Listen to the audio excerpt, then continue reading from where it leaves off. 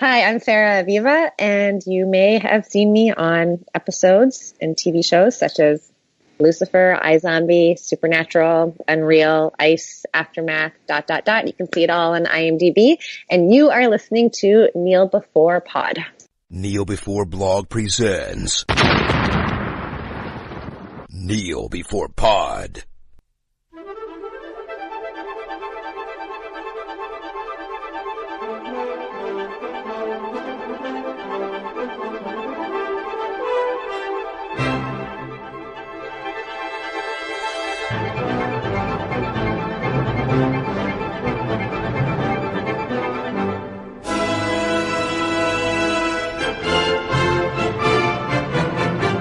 Welcome to Kneel Before Pod. I am Chris McCrell. Having claimed this podcast as legitimate salvage, my trusty crew and I are going to delve into the Expanse Season 3. First joining me is a trusty first officer who will listen to my ramblings despite the fact I'm hallucinating and talking to myself in the corner. It's Kat. Hello, Kat.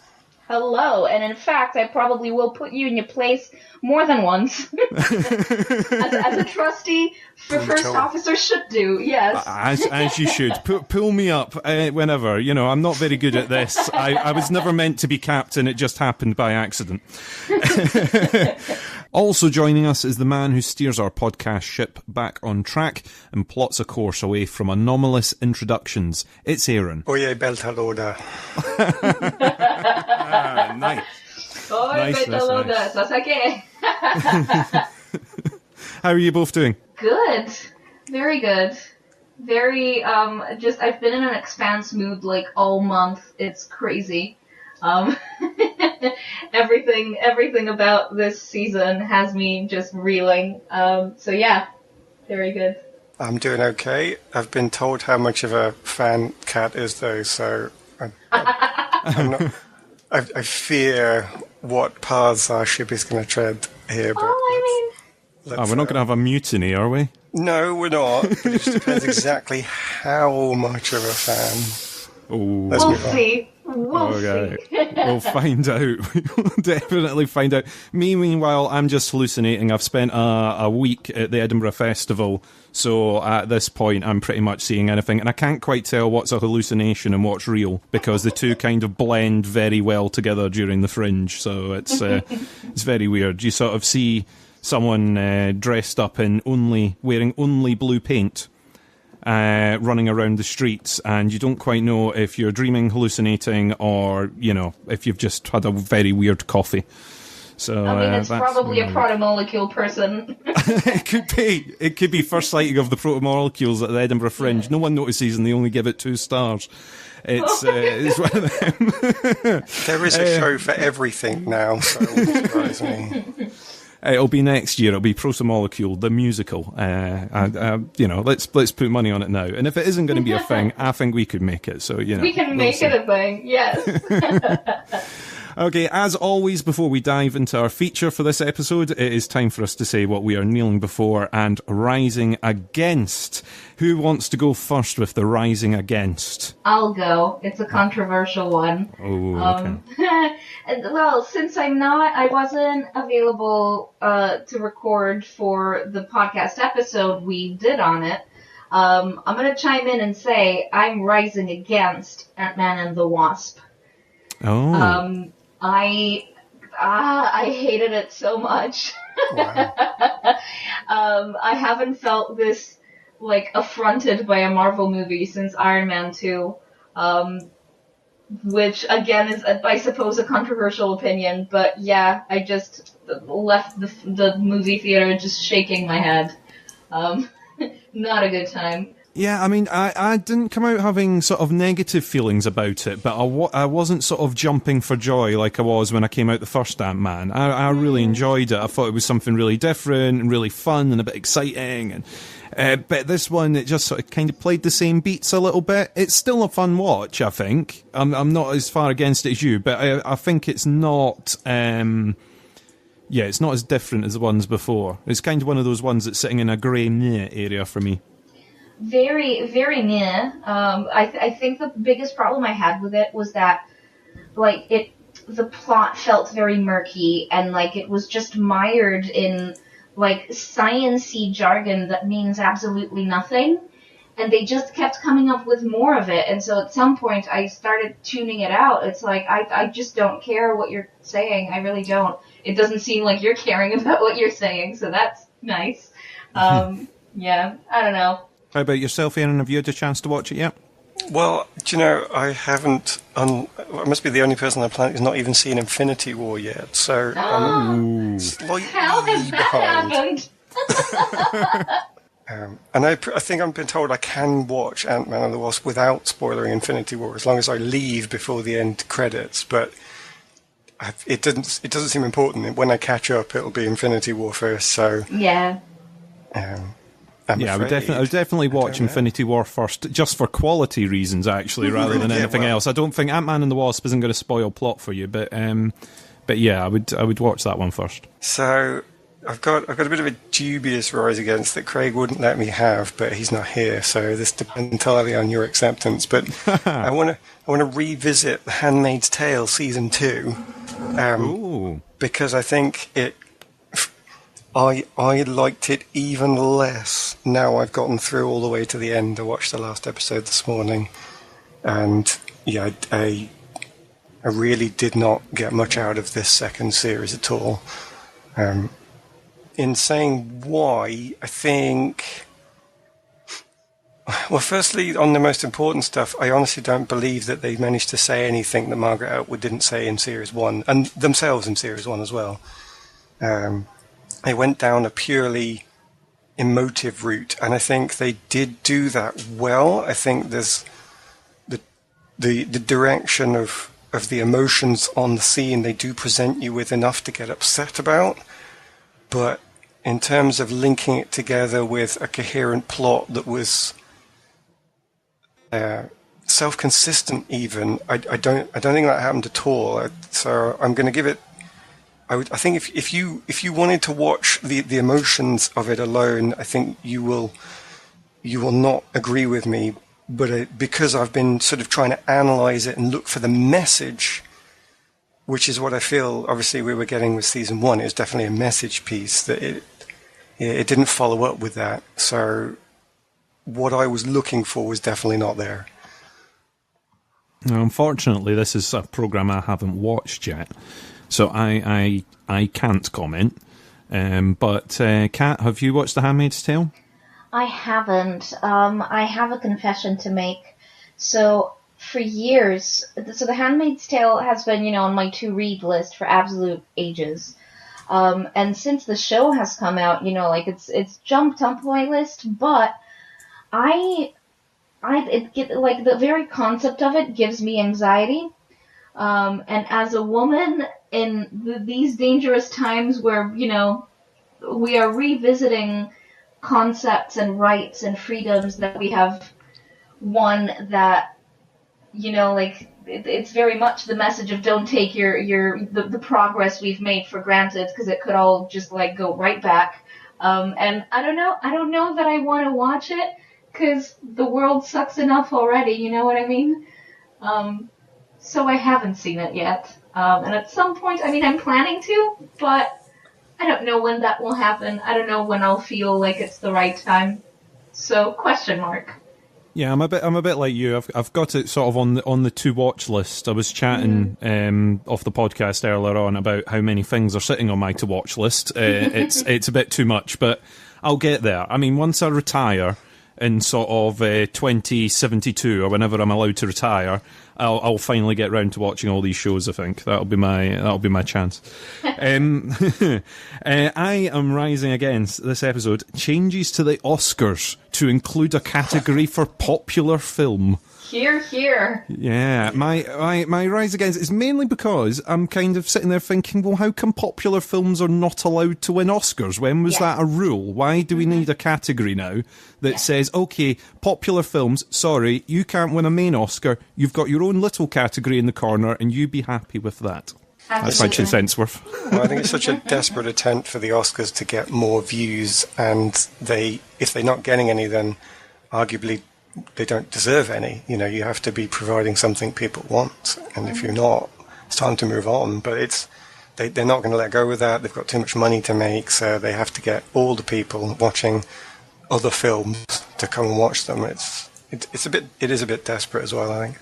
Yeah, I mean, I think the argument could be made that, like, I first of all, like, I don't see why, for viewership's sake, like, changing something that has been sort of, like, established for more than 80 years now. I don't see the point of adding categories like that don't necessarily reflect sort of improvements that have been made in the world of cinema. Why not add a category for best stunt performance or best motion capture or best, like something like that, which reflect sort of changes within the industry and where it's going and where it's headed. Because the popular film thing is, as exactly you say, Chris, just let's give them, the morsels, the scraps from the table, because the main Oscar is not for them. I have felt such resentment for that alone. The fact that, no superhero movie, no big sort of blockbuster is ever deemed worthy enough of a Best Picture. Like, they're somehow lesser, and it's the same kind of snobbery that exists in the literature world, like if it's genre, if it's speculative, if it's science fiction or fantasy, then it has no sort of like merit within literature. It is only seen within its genre, whether it has merit within there, And I hate that. I absolutely hate it. And I hate it within film, and I hate it in literature. I think it's absolutely a rubbish way to view these art forms and these beautiful pieces of work that are not recognized for what they are. So, yes, completely agree with you, rising against that. Yeah, there we go. I mean, it's just from my thing, it's like, can you not enjoy both? It seems to be that it's like, okay, you can either enjoy something that's very, very arty and subtle, or you can enjoy blockbusters, and you're not allowed to enjoy both. And, it's like if you're sort of out of touch with what the public are enjoying, then what's to, I don't know. It's like you've got to kind of involve both sides of the world, but I don't think this award is the way to do it. That's my sort of little bit. But ending on a more cheery note, what are you kneeling before this episode, Kat? I am going to kneel before the Wreck-It Ralph trailer and the Disney princesses. I love that. I cannot wait. It's just got me pumped for this movie. I just love sort of seeing meta humor done well, and it's a very interesting sort of like look at a company that now owns everything. That's a different entire conversation to be had, but like it's interesting to me that Disney is kind of poking fun at itself for owning everything, or perhaps bragging, it could be said. Either way, it looks really funny. It looks like the film's going to be great, and I've done really well with avoiding trailers so far this year. I've tried to kind of stay trailer-free as far as I can. But someone did show me this, and I have to say it's probably the best thing I've seen all week. So that's my kneel before this week. You know what? It's one of those ones that the more I see sort of trailers for this Wreck-It Ralph film, I'm like, do you know what? They're doing so well with just pulling things in a way that I suppose the Lego movie did as well, where they were able to somehow get the rights for so many different things pulled in, and they just had a blast with getting all these different characters to interact and sort of take the mickey out of them. Have you seen the trailer yet, Aaron? I feel bad about this kind of repeat that I'm going to be giving throughout this, where I've not even seen Wreck-It Ralph, the first one. So. It's okay. So I haven't seen the trailer, I give you that, no. Well, it looks very good. You can check it out after we finish recording the podcast. If we hear a 5-minute gap from you later on, we'll know what you're doing. I'm just watching. While you're not watching the Wreck-It Ralph trailer, what are you kneeling before this episode? So I'm kneeling before something else I'm also not watching, which is quite amusing. But in fact, I'm really late to the game on something here. I want to bring up The Chilling Adventures of Sabrina. Really, because sparked a thought process in my head, and that's kind of what I was enjoying, rather than actually having been involved in any of this, because my connection to this story set is really only Sabrina the Teenage Witch, which I used to watch as a kid, and I don't know if this new series is going. I assume it's also for teens as well, so I'm assuming it's not going to be something I'm going to be watching. But the thing that really got my attention with it was, do you guys know Sabrina the Teenage Witch? Yes. I remember the TV show from when I was younger, yeah. And yeah, how same. it's really sweet and nice, and good things happen, and teenage problems come up, but only in such a way as they get immediately defeated by the end of the episode. So it's, it's really, I mean, it's not, I'm not saying it's bad, but it's really nice and wholesome as a show, whereas the chilling adventures of Sabrina is sort of the opposite. And I had to read around it because I didn't know where it came from. They both come from other source material. The younger Sabrina has a sort of a nicer early childhood, but then when she becomes a teenager, they did another set of comic books about her as a teenager having to deal with devil-worshipping aunts and really serious choices that come with the teenage problems. And I don't think they shied away from the nastier side of life at all. And supposedly, from what I'm reading about this new series, the Chilling Adventures is going to follow that darker side. The aunts are actually devil worshippers. You are being raised to be a bride of Satan, and it's definitely completely the opposite of the show that I remember when I was a kid. And the reason that really struck in my head is because I'm seeing so much argument at the moment around the internet of, you can't do that because the original character was like this. And it drives me up the wall to hear that argument. We cannot have a superhero this way because the original superhero was supposed to represent something completely different. And I always want to say, well, why not? Why, if you're really upset about being in that universe, surely it can be alt universe. It can be a different universe to what you've been previously looking at. If it's an investigation into something interesting, surely it should be okay. And I like the way that I think this show is going to sidestep that by any time someone says this new show is nothing like Sabrina the Teenage Witch, how dare they do this, bring in devil worship in, they're going to say, well, actually, both already exist in previous source material. You lose, get out.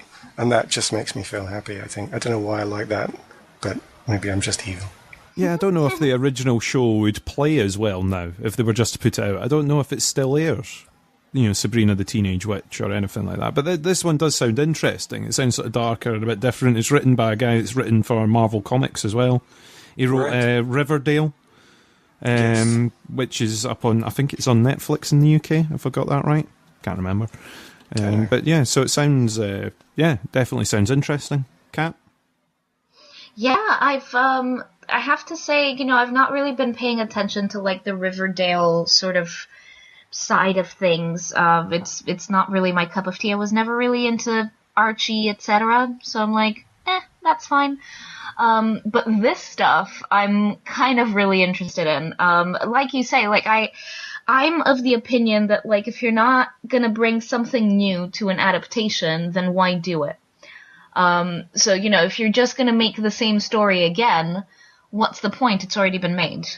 So unless you have something truly fresh to bring, it's just better off staying how it is. So in that respect, taking a different approach to Sabrina, a slightly darker approach, a slightly more, sort of like conflicted and like, like maybe evil, like why not? Like I'd be really interested to see that. I think that's quite fun. Hopefully it's standalone because I'd rather not have to sit through Riverdale to make sense of this. But yeah, I'm quite keen. That's the thing, you don't want it to be tied up into too much other stuff, because like you say, you've then got to sit there and watch everything else to try and make in-gags and backstories make sense. So yeah, swerving that would be good. I mean, the thing is, so often they do remakes of things now, and it's like, oh, well, they've got smartphones this time, so there you go, that's a thing. They'll FaceTime each other occasionally for a joke. It's okay. But yeah, I think it sounds good. I'm with that one. I agree with you. So well done there. I am kneeling before Batwoman being added to the CW lineup of shows. I know that I can be critical of several of the CW shows when they're out, but this sounds interesting. It sounds a little bit different. I know I've said that tons of times before and I've been caught out, but hell, I'll kneel before it for this time. It sounds interesting. So it's the Kate Kane version of Batwoman that we're getting on the CW.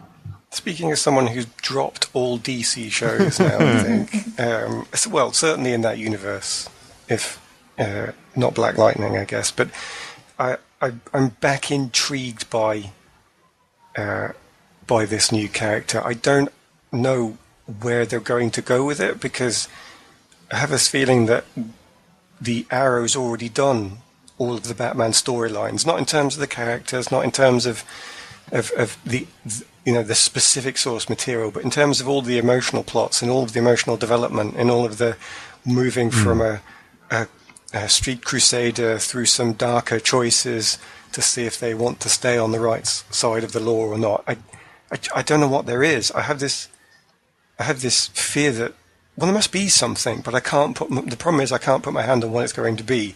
I am awakened by this, I am interested by this, but I can't tell you why at the moment. I think I'm just riding purely on the name alone, and I don't think that's good enough. It is one of those. I mean, you sort of hope that if they're putting the name out there and if they're going, right, we're going to do a Batwoman TV show, that they're like, we've got an angle for this, don't worry, we've got something that we're going to do. But a lot of the time I worry that they've got a season 1 of something, they don't quite have an idea of what the next 4 seasons after that inevitably happen are going to contain. I haven't really watched any of the DC shows. I have no interest in them, so sorry. It's okay. I'm definitely of the, like, if it sounds cool, I'll watch it type thing. I tried The Flash, found it boring. I think I caught an episode of, like, Green Arrow at some point. Obviously, I think it wasn't the pilot, so it was, like, completely out of context. So I don't know, like, I just haven't had enough interest in order to start watching any of these. That being said, if this Batwoman one is good, I'm not opposed to it. But yeah, I have to say I'm not in the fandom at the minute. That's okay. That's okay. Sometimes it can be regarded that I'm not in the fandom, and I sit here and podcast about it for about half the year, so it's fine. Okay, well, I suppose now that we have Kneel Before and Rised Against, it is time for us to go on to this week's feature. This episode, we are chatting about The Expanse Season 3, which I've been looking forward to chatting to people about, because I don't know many people that watch The Expanse, despite the fact it's so popular. I don't really have anyone in my friend group that I can chat to, and now I get to do it on the podcast instead, so I'm so happy. Kat, what's been your experience of The Expanse so far? So have you read the books, or have you just been watching the TV show? Tell me. So I started off watching the TV show. I watched the first 2 seasons before I started reading the books. And that's generally my approach to everything, is watch the thing first, and if you like it, then read the source material. Because then that avoids me getting upset about changes they make and stuff, because I get very attached. But I don't think that any of the changes that they've made are particularly, like, egregious or bad.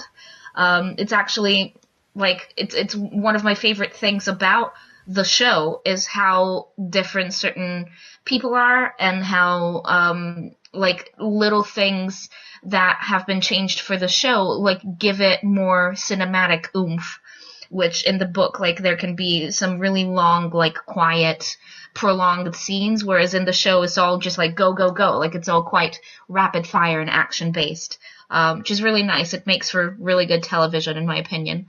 I haven't read, I think I've only read the first book so far, so I'm just kind of, like, trying to stagger them so that I don't go, like, too far ahead of the show, because I quite like staying behind it.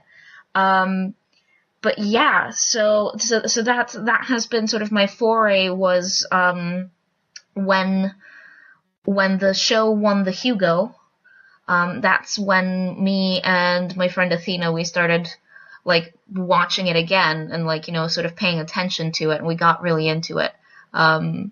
So yeah, that's my relationship with the show. How about you?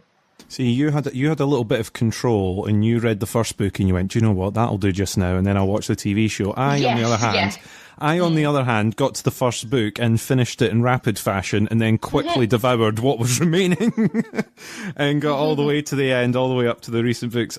So yeah, I've went through all of the books. And I'm enjoying the TV show nonetheless. Like you say, they've made changes. Not massive sweeping ones, or some characters that have been merged together, but it doesn't destroy my enjoyment of the TV show too much. I wouldn't say. I mean, there's little bits and pieces. I am going to stick 100% to the TV show for this podcast. Don't worry, there's going to be no spoilers or whatever dropped. I'm just going to sort of mute my mic to everyone else and shout them at Aaron and Kat in the meantime, and it'll be edited from the podcast, so it's no problem. How about you, Aaron? I started on the TV series, I think, after originally avoiding it. Was this the show that was advertised as it was going to be Game of Thrones in space? Possibly. Yes, it was. Yeah. I think it was, and therefore I thought, I am not watching that. I have no interest in that whatsoever. And then completely separately to that, maybe months later when it was actually out and it was on, and I stumbled across it and thought, oh, this show looks pretty good, I'll keep watching this. And then only did I link the two of them together. and now for the life of me, well, no, I do know where it came from, because I've seen all the hype about Amazon buying it up, and now they're going to do more sex, more violence. They're going to bring it back to what they've said is what the show wanted to be. So it is going to become Game of Thrones in space, I think. But I've actually enjoyed it for it not being that.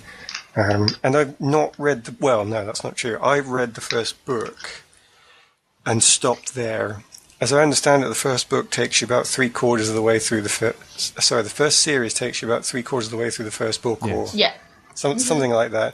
But the parts of the book that I was reading, and I think I didn't finish it because it was almost scene for scene exactly the same. And whereas I'm not opposed to that from a certain point of view, with time being precious, I thought there's nothing for me to gain here by continuing reading. Of course, then when I said that to somebody who'd read the books, they said, what are you talking about? There's lots of things different. You just have to get to this other bit. And it's like, oh, okay, fine, whatever. But I don't feel like I need to. I feel like I'm going to be happy to watch the entire TV series run, and then maybe if I want to after that, I'll go back and look at the books. But for the moment, I have no other perspective beyond what's been shown on screen. Yeah, I think I think that's very fair. No, I think that's a very fair perspective to have, because like the show should stand on its own, and it very well does. There's no need to read the books, to gain any further. Like, I think they're doing brilliantly with combining elements of the books and of the novellas that are, sort of the background stories of some characters, which we don't even get in the novels. So yeah, like the show should do a brilliant job of just conveying the whole story without you having to read it. So yeah, that's my 2 cents. Well, I think given what I've heard about the adaptation as well from a friend of mine, the choices they've made seem to be, and I can't back this up, this is purely second-hand knowledge, but he said that the show makes decisions that fit the medium. So Christian comes in the first series, but she's actually only in the second book. That's right, but in terms of a very visual medium that is also going to need to move a lot faster, because TV moves really quickly these days. They wanted to make sure that they got all of the plot strands in, and they didn't have to worry about time jumps and different characters here and there. The book can worry about doing time jumps and moving her around, whereas a TV series is more chronological by nature. So unless you're going to do a catch up, you probably do need to see what the characters have been doing, as it were. So from what I've had described, they bring her in with good purpose. And from my perspective, having watched what her role has been in Series 1 all the way through to here, it hasn't seemed misplaced. It seems essential to me, having watched that now. So second-hand knowledge is what it is. I would submit that it has not suffered from any of these choices that I'm aware of. No, I think it's been spot on, sort of including stuff like that early, because it's sort of the background that explains everything else that's going on. It explains the sort of grander view, the sort of universe out view of everything that's going on, or our galaxy's view anyway, at least. It's one of those ones, and I think the Game of Thrones line that you were talking about earlier on came from the fact that it is on the book. It's like it's on the actual book, Game of Thrones in Space. It's because the writers worked with George R.R. Martin as he was writing Game of Thrones, so it sort of ended up with all those quotes getting mangled in, I think. Right. It explains some of the tones. It's kind of Game of Thrones in space, I'll give it that, but it's maybe a line that put a few people off. Can you get dragons in space? Space dragons? Are we far away from space dragons? Maybe not. Oh, who knows? Who knows at this point? Who knows? Well, on that note, we will say that the spoiler-free part of the podcast is over. If you do not want any of the Expanse spoilt for you, and we are talking about Season 1 all the way through to Season 3, then pause the podcast here, go and watch 3 seasons worth of television, and then you can return to hear us chat more about The Expanse after this noise.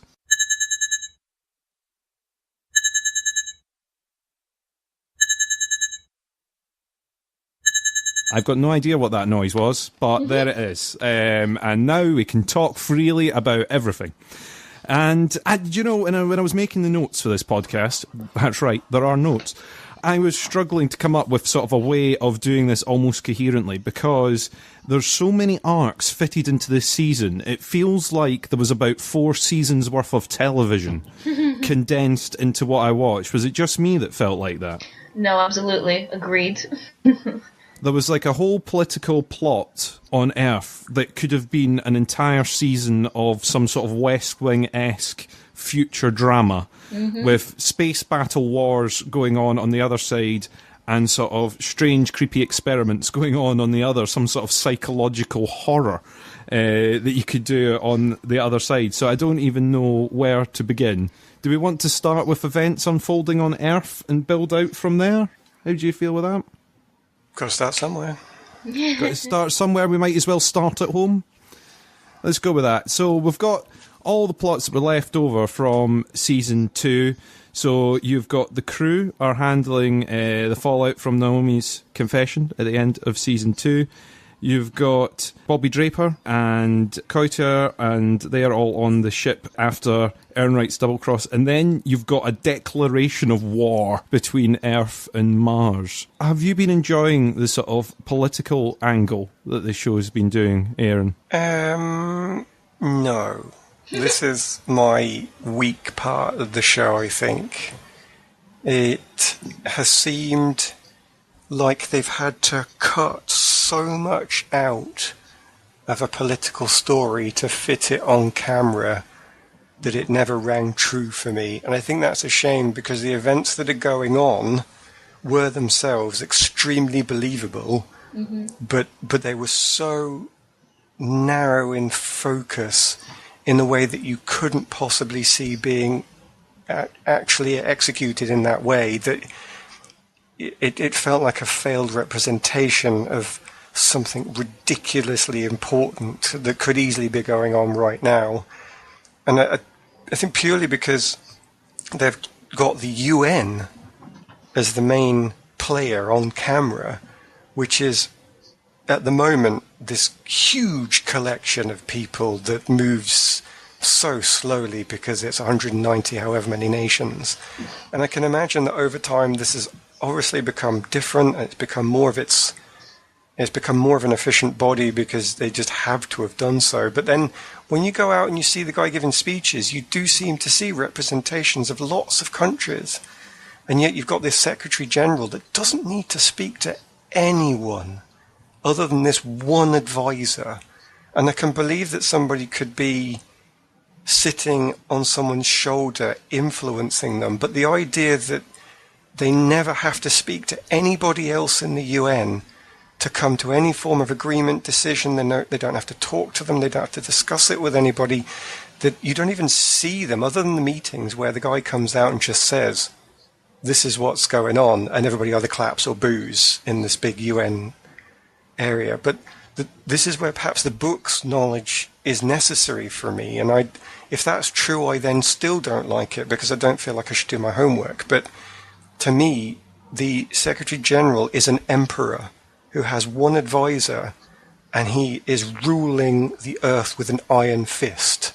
Because there's no checks. He doesn't have to sign any documents. You know, the bureaucracy that must go on in the UN now, it's nowhere in all of this. So if you can now tell me that in the books the Earth is run as an imperial assembly, then I will understand it. But I don't believe that to be true because of the presence of somebody like Christian. But I mean, tell me what you think. How much of a wrong perspective have I received on this? I think from what the TV shows gives you, you're not too wrong. And I think it's one of those bits that it's got to be in there for the story because it's very, very key, but they can't give it the time. It maybe needs to be fully explained and sort of set up how Earth is governed. It's just sort of given to you as, okay, it's the future, and the UN has been sort of chosen as the lead organisation because all the countries in the world were already united under the UN, so it makes sense that the UN, if the planet is involved in negotiations, the UN would be the thing that would sort of take charge of that. But yeah, you're kind of right. It's like there's little air gaps with some of the knowledge, and I think having the books does help, though that's not necessarily fair to the TV audience. How did you find it, Kat? I have to say I didn't mind it. I think it's fine. I'm there for Christian being awesome.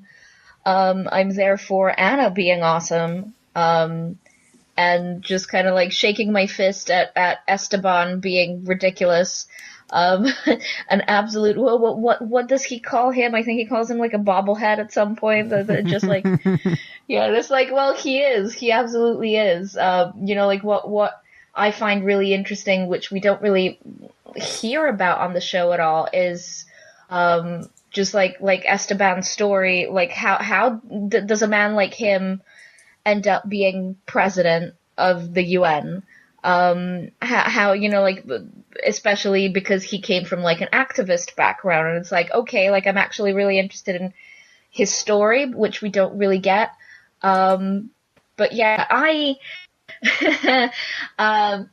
was kind of an Aaron Wright fan for like a hot minute at the end of season 2, whenever he like almost got caught and like developed a conscience, and I was like, oh, okay, like maybe I like this guy.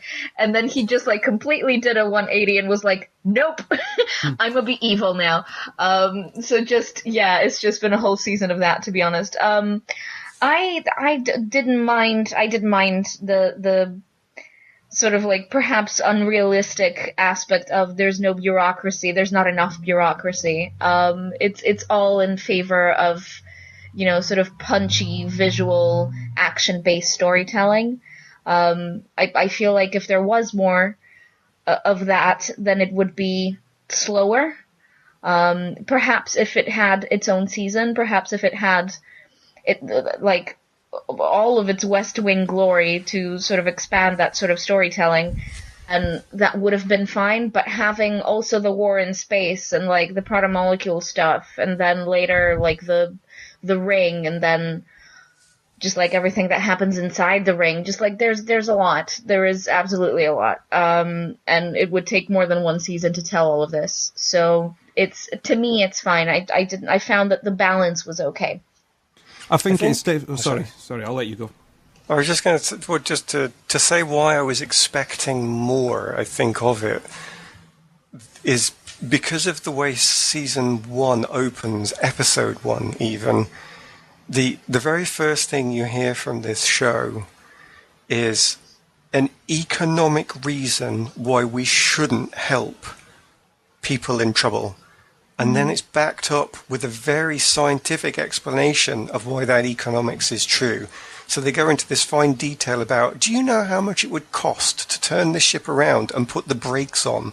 And you're thinking, oh my God, you've really put a lot of effort into thinking about how this whole economic system has to work. I mean, detail in, the detail in that argument alone could actually be taken onto a podcast by some scientists and economists and discussed, So the whole show opens with this thing that encourages you to sit down and think about what everything means. It's one of the reasons I really like this show is because it opens with that hard sci-fi, which I don't think I'm seeing a lot of at the moment. We don't have a real interest in hard sci-fi. And then when it was presented to me, it really hooked me in. But then in season 3, there's so much that then seems to change into, and don't look at this too heavily because we've got a lot to get through and you can't analyze it. It's like, no. You won me over by saying, analyze me. I'm consistent. I've got lots of detail. And that sharp change in series 3 was a bit unwelcome for me because I felt like I was being asked to analyze something that couldn't bear analysis. So I think I would actually rather, if that political subplot couldn't get the analysis that I've been invited to make, I might have been tempted just to cut it and just hear about it on the news. This evil guy has said this. And all the characters go, oh my God, how could he possibly do that? That means this, that, and the other for us. And then you get another news report and it looks like it's falling into chaos, but from a distance. But again, that consequence filters out. Keeping the focus on the crew, I think I wouldn't, my invite to analyze would have been, oh my God, I'd love to see what's going on inside the UN, but I can't, and I get to make that up in my own head. It would have kept me in the same frame of mind. So yeah, I think I would have rather they just didn't show it if they couldn't fulfill the same level of detail. I think you're right. They could have done it with the rolling news clips throughout when people are sort of watching the view screens and sort of fitting bits in the background. And they did that a little bit later on. They did. Once sort of Christian was further away, it was like she was just having to get stuff on the news screen. She wasn't able to communicate with everyone. She was just able to watch it. And they kind of zoomed us out a little bit at that point as well. So we couldn't quite see what was going on. Yeah. And I did like that. It does give you a very good introduction to Anna, though, when she's sort of trying to get them to stand down, stop the Secretary General from sort of calling all out war, trying to question stuff. I mean, ultimately, the consequences are a nuclear missile hitting the Earth at the end. And it's something that is like fitted in at the end of an episode, so zoomed out at the point where you're like, the scale of that, the impact of that, is just absolutely huge when you think about it in your head. But for the show, it's like the show doesn't have any breathing space for that whatsoever. It's like they've got to go on from that impact, and that's going to have it's going to have ramifications. I think we are going to see that in future seasons, I would think, but there will be ramifications from that, you'd think. Given they've done so much with the ramifications for the individuals, specifically the Belters, it's a shame there's not someone who's a strong earther on board in that sort of, proud to be an earther sense, who would have felt the horror of someone saying, by the way, nuclear missile hit. You see what? And then they have to go and get the news and they're starting to reel it off. I think they could have given you that horror from one of the characters' perspectives, and it would have fitted with the way they've delivered the rest of the news. As you say, when they pull that camera back and you don't know what's going on, the uncertainty, I think, adds to horror in a greater sense, or much easier than just telling you the truth. A fact doesn't really necessarily sink in, but oh my God, how did that possibly happen? Can really play on your mind. So again, that pulling back was something I would have probably wanted them to do more of and give me that hit, I think.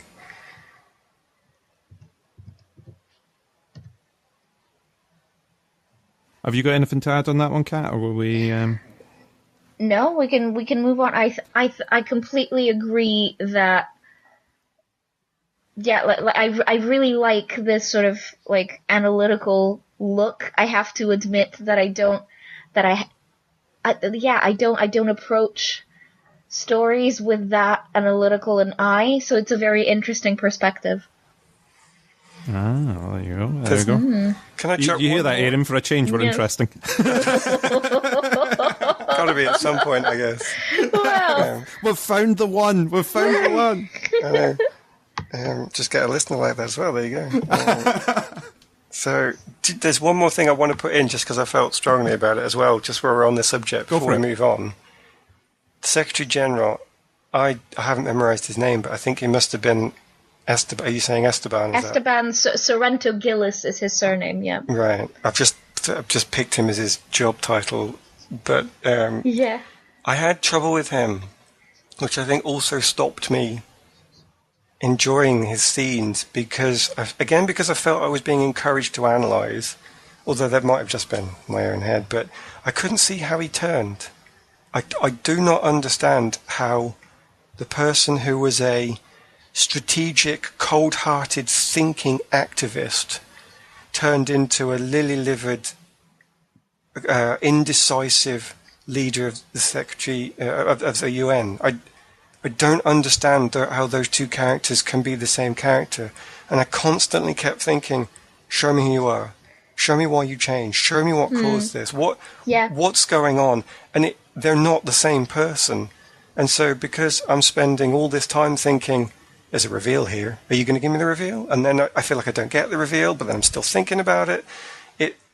It stopped me getting into the mood of the piece because I cannot deny that the Reverend character, again, I'm not going to give the name, Anna, August got it, and even the main evil guy, he's evil, and he commits to the evil, and you feel like you could get into that, but I'm spending too much time trying to think because it doesn't naturally fall into place for me,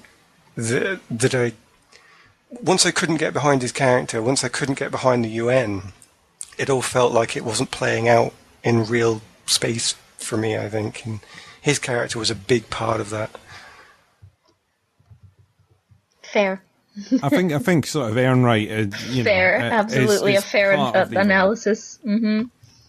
Is definitely the one that sort of turned him a little bit, and sort of the advisors. You start out. I mean, there must be a ton of political leaders out there that do start with a genuine vision, but by the time the PR department's got in and said that won't fly with voters, and the other advisors and campaigners have got in and said, oh, actually, that won't work either, and this won't work. This will be more palatable. Here you go out with this. By the time they do several years of that, I think whatever they have, fire and fury or whatever, is distilled down to something palatable or something manipulated by others. You're probably right. It does have a natural change, and it was supposed to have been done over, I guess, decades. The character had changed. I think I just needed to see it, something of it, earlier, just to show me that it was a slide down. Maybe if he himself had thought about his previous days, if he'd brought something up, if he'd have remembered his activist days. Oh, I remember when I could make decisions. Nothing so brutal and in your face, obviously, but if he himself had been shown to be a decisive person later and he'd been ruined, then I would have embraced exactly that slide you've discussed, but I didn't see it and I wanted to see it. So while all this is going on in the background, we are also looking towards Io to try and rescue May. The rescue sort of carried on from the previous season, and I really enjoyed the sort of way that we got to see what was going on Io and them trying to come up with their plan for the rescue, the sort of rescue heist, for want of a better phrase. What did you think about that, Kat? Yes, I I found very interesting the sort of after they pick up Christian on the ship, which in itself was, finally these characters get to meet. I'm forgetting that came Christian, first, actually. I really should talk about that bit first, actually. Christian coming onto the ship going, how the hell are you here? How the hell are you the ones rescuing me? You're everywhere, Holden, what the hell? I love that. I feel like that's it's summed up in a line that, and I suppose we're gonna get to that later, but a line that certain detective person says, well, who isn't himself, he's someone else, but in any case, he says, that Holden finds himself shrugging his way through like a bunch of incidents, like how are you here in the midst of all of this? Well, I don't know, but I am. He shrugs his way, and that perfectly sums up James Holden. I love that. But in any case, so having all these characters together, like in the first instance, was like a moment, like finally they get to meet. But what I found the most interesting was the sort of argument that they found themselves in. Like, do we go back? Do we go to Io as we have promised, because we promised Prax we would do this, or do we go to this other place to follow this other line of action, because Christian wants us to, or because Naomi says, and it's interesting, like sort of seeing Holden in the perspective, in the position to say, no, we'll go to Io because we've promised, because like he has spent a lot of season 2 like doing exactly not that. So it's very interesting how Naomi's like revelation of giving the protomolecule to Fred Johnson, like how that influences his position, and he just is done. He's done with a lot of this. And he's like, well, we promised this man we're going to go save his daughter, so maybe that's going to make us more, be on the moral high ground, so we should do that so that we can feel good about ourselves again, because he feels like garbage in that moment, and I get that. It's just, like a very interesting, obviously I haven't read the book, so I don't know if book Holden is like this. But this is one of the differences that I really enjoy about the show, is seeing Holden as not just the righteous hero all the time. Seeing him mess up, seeing him make, sort of rash choices and bad decisions and feeling disappointed. Like, I feel like book Holden, like, I don't know, like reading book 1, I just didn't get a lot of that. But on the show, he is, I feel like a lot, maybe because we get to see him from outside of him, if that makes sense, because the book is from his, like, in his point of view, the sections that are in his point of view, like, we don't really get to see what other people think, but the show kind of feels a little more, what's the word, like objective, like seeing Holden from the outside and seeing him, make mistakes and mess up and all of that. Like, I feel like that was my favorite part of that whole, like, first half of the season until the sort of climax in Io, was that, like, just disappointed, angry Holden was, like, my favorite thing. Yes. That's it. That's my 2 cents. He's one of these characters. The thing is the angle that I like is that he's an accidental captain. He never thought he was going to get involved and have to make these high-profile decisions. I mean, that's a huge decision. It's going, right, okay, we've got the conflict between Earth, Mars, and the belt trapped in between it. We can go and deal with that, or we can go and rescue this one girl. And I think at that point, it's rescuing the one girl seems like the most manageable thing that they can do out of the whole situation that they've got in front of them. And you're right, that sort of thing with Christian arriving or waking up in the med bay, falling unconscious, waking up in the med bay, and who's standing there in front of her but Holden, I thought was brilliant. Absolutely fantastic. I mean, the thing about him being sort of making bad mistakes and poor choices, a lot of the time is that he's got sort of too much faith in others. It's like he thinks, oh, well, other humans will make the good choice, the right choice, like I would. I mean, that's been his whole thing from the beginning, from exactly what Aaron said earlier on. Let's turn this entire transport ship around, throw on the brakes, and let's go and investigate this distress signal. Where, about 50% of the people there were like, no, let's carry on. Do you know how long this will hold us up before we get home, and we're going to lose this profit, and we're going to burn this fuel, and, you'll probably get out there and it'll be pirates. So, he's always been sort of optimistic.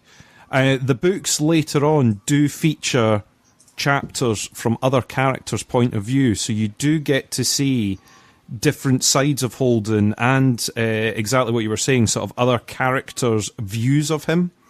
either telling other people about him or sort of internally monologuing about first meeting or chatting. So you do get that a little bit later on.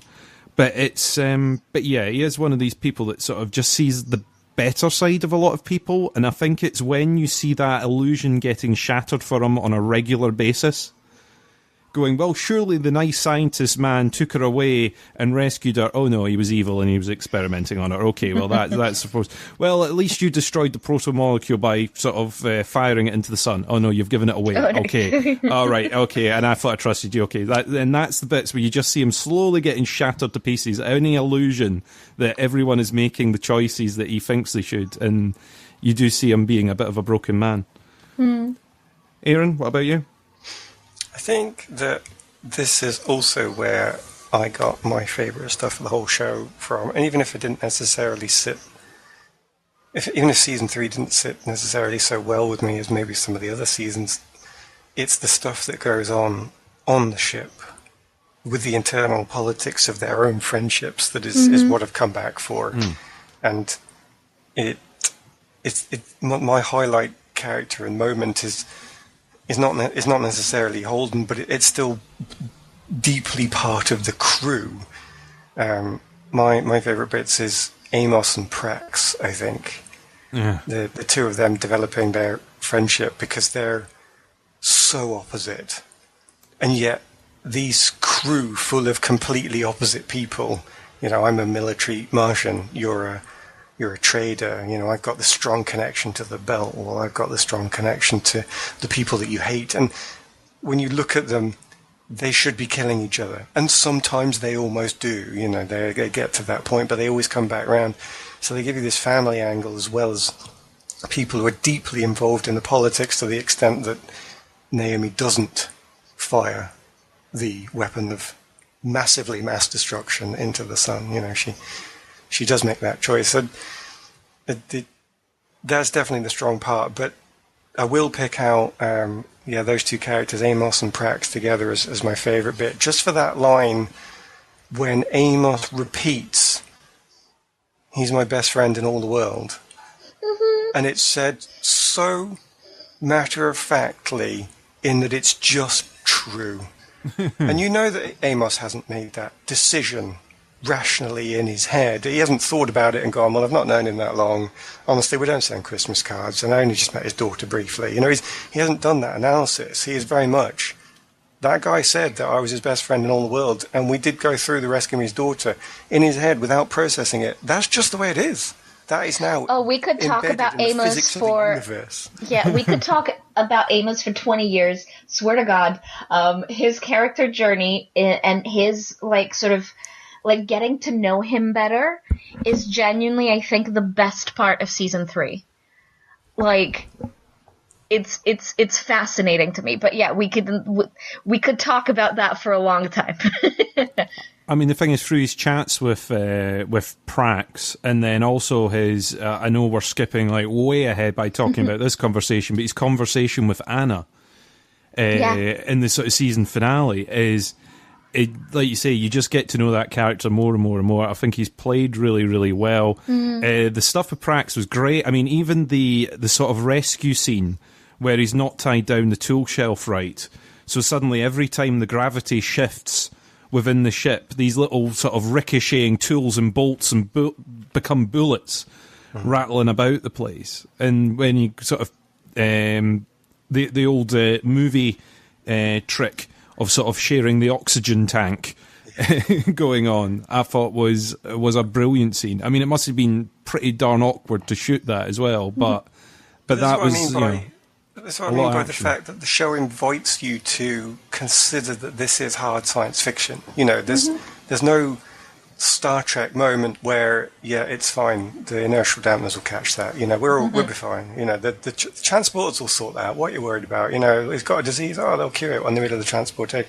You don't have any of that. At any moment, if you don't even lock down every single nail, that's effectively a mini railgun inside your cabin. So that the whole show is inviting you to think, this is really happening.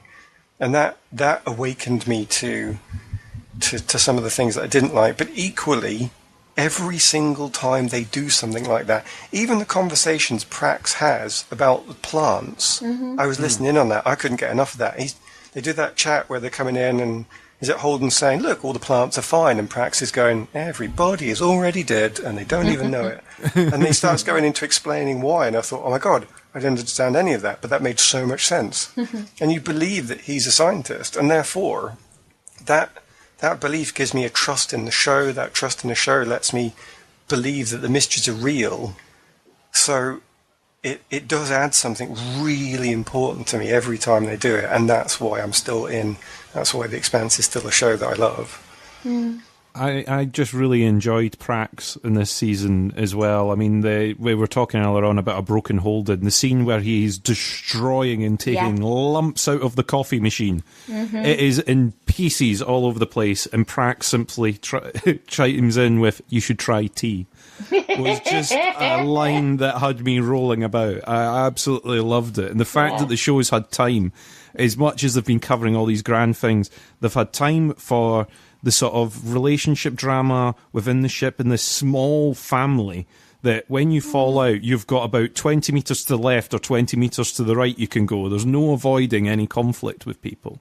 Yeah. They managed to fit all that in, plus a bit of humour, while covering these huge sort of storylines that are going on in the background. I think is quite a triumph for them. Yeah, like Prax as well, like his change from like being like a soft, like, you know, like I just want to grow soybeans and, you know, like play with my daughter and, you know, just like live on Ganymede quietly, to I'm gonna destroy everything and like shoot that man dead. Like it's just such a turn. And it's fascinating to watch that, because really we've only known this guy for like half of season 2 and then like 5 episodes of this. So like just very like we really get to know him and watch that journey, and it's fascinating and really well done, really well acted. I mean, that I feel can be extended to like pretty much everyone on the show. Like everyone's performances are just top notch. Like I really feel what they're feeling, and like, you know, that drama, that family drama, as you say, you know, like in the confined space, all of that whole half of the season is just the most awkward, like painful thing, because it would be, because like being in that space and like genuinely having such a massive rift between each other, like that's such a powerful like emotion, and I feel like they get that across so well. You know, like Naomi being like really apologetic and trying to bridge the gap, but with like Alex, and you know, like the fact that Amos, and I feel like we're gonna come back to Amos a lot. Oh yeah. Like Amos like feels so betrayed because she betrayed them, because she was his moral compass. She was the person who told him, you know, how to distinguish right from wrong. And then she goes ahead and does this. And it's like, well, I trusted you with my moral choices, and I'm not able to do that anymore. And just that sort of permanent shift between them, like, is super painful. And a very interesting turn of events, because I don't know, like, Amos comes across as the kind of guy who, like, I guess, like, not exactly, but, like, has no feelings, but not exactly, if you know what I mean. You know, like, he just kind of, like, does what needs to get done. He doesn't necessarily, you know, fret about the shoulds and the coulds, of any situation. He just kind of, like, walks in, sees how it is, and just, like, goes ahead and does whatever needs to be done with no qualms. But I always go back to that line and I feel like that's in maybe season 2, right? Like the way I see it, there's 3 kinds of people in the world: the bad ones, the ones you follow, and the ones you protect. Mm-hmm. And that's how he sees the world. And it's a very interesting moment seeing like Naomi like lose her place as someone to follow, and slowly seeing Holden becoming the one that Amos follows, even though at the beginning of the show he couldn't give a damn what Holden said either way. But by the end of season 3, like, you really see Amos, like, trust Holden and listen to him and like follow whatever he says, you know, like properly like a captain. And just, I love that so much. And that moment, you know, like, he's my best friend in the whole world. Like, I feel that Amos always, like, does, like, form really close friendships with people who treat him as a person as opposed to as a tool, because he's strong and, like, he can be violent and he has skills, and so very often I feel like people take advantage of that. But the people who treat him as an equal, as a person, they are the ones who get his loyalty. And that can be seen with Prax. Like, Prax never questions, never, you know, sort of undermines Amos or like treats him like he's stupid or anything like that. Like, anytime Amos has a question, Prax just answers it, like, you know, very honestly. And their whole friendship, their whole relationship is a very sort of, like, equal give and take sort of friendship. So by the time that Prax says he's my best friend in the whole world, like, Amos has this face where he's like, really? I am? Oh my god. Really? Like, and, you know, partly it could be that, you know, Prax just says this so that his daughter trusts Amos and, like, goes away with him. But also, I think he means it. And I think that Amos knows that. So when he repeats that line later, I'm just heartbroken. Amos, I can't believe, I can't even. Yes. I mean, the bond that the two share is incredible, and I suppose that leads us naturally on to the events at Io and the sort of the rescue of May at that point. And, you know, Amos ends up making the tough moves that Prax wouldn't have the guts to do, but he doesn't want him to. He doesn't want him to. Even if he did, he doesn't want him to have that on his mind, on his conscience. He's too pure for it. So yeah, I just found it quite, like you say, quite moving. All that sort of stuff going on in the background and handling it very well. And you know, I was glad to see the outcome of that. I mean, the whole Jules Pierre Mao sort of plot in the background, there was bits of it that I didn't quite gel with me with the IO stuff, which was it was kind of a flip-flopping panto villain at some points. Where it was, and I you know, I don't know how else to describe it. It was 1 minute, it was, he saw the kids and he went, oh my god, these kids are innocent, stop the experiment. And then a scientist, about 10 seconds later, would tap him on the shoulder and go, by the way, we can make a ton of money. And he would go, okay, experiments are back on. And then he would go out in the corridor, he would find someone playing with a ball, he would walk back in and go, right, that's it. This genuinely, guys, this time we're packing it in. And then the next guy would come in and go, by the way, we've discovered a thing that will make us 2 times more money what that guy said. Okay, put it all back in. More drugs on them, yeah. More drugs. I like this. I definitely, like, when he sees May and then he's like, oh yeah, it's definitely off because this girl reminds me of my daughter, so, yeah, stop, shut it down. Like, as if. Yeah. He has been bankrolling this, and, like, he has known what all of this involves. So, just seeing this little girl who maybe looks like Julie, like, I didn't buy it. I don't know, like, why that was there, what purpose it served other than, like, delaying May's, like, injections. That's it, I think. Yeah, I think that's about as much as it did, because you get the impression that this is the guy that left an entire space station to get infected with this stuff. Right? Women, children and all, and just film it for the science experiment. So at that point, you're like, okay, why is he now caring about this one room? It's like he's kind of gone beyond moustache twisting villain at this point. So he's full in, and I didn't quite get the flip flopping in there. I don't know, how about you, Aaron?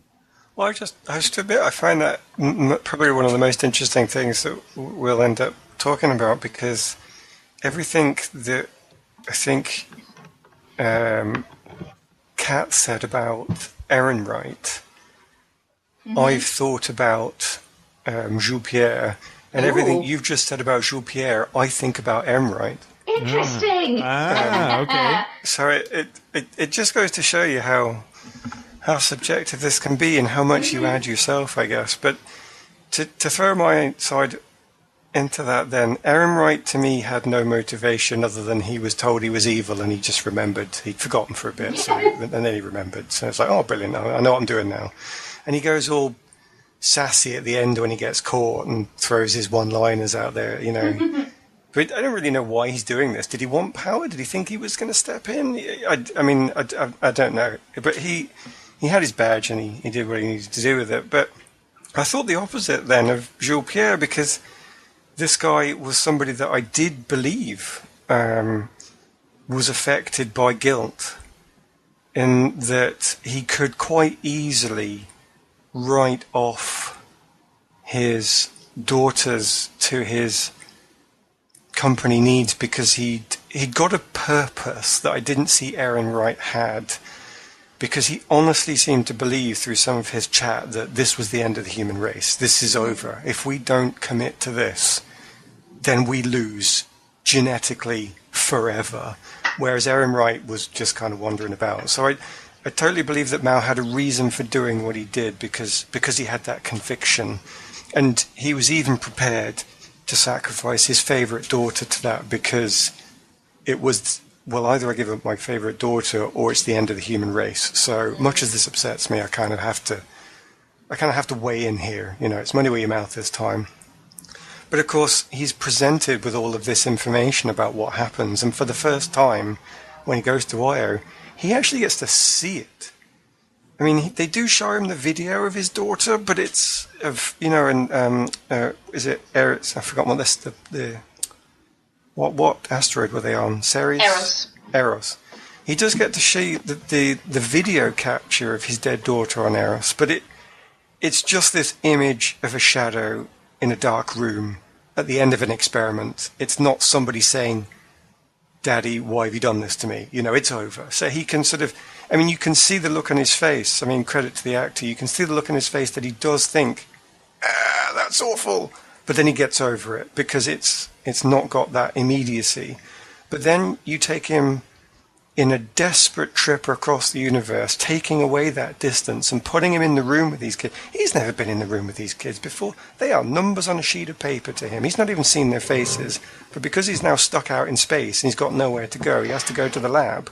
And he turns up, and then he meets this daughter figure, and it is just too much. That guilt that he felt when he saw his daughter's dead body hits him back in the face, and he has to deal with it. They are right there.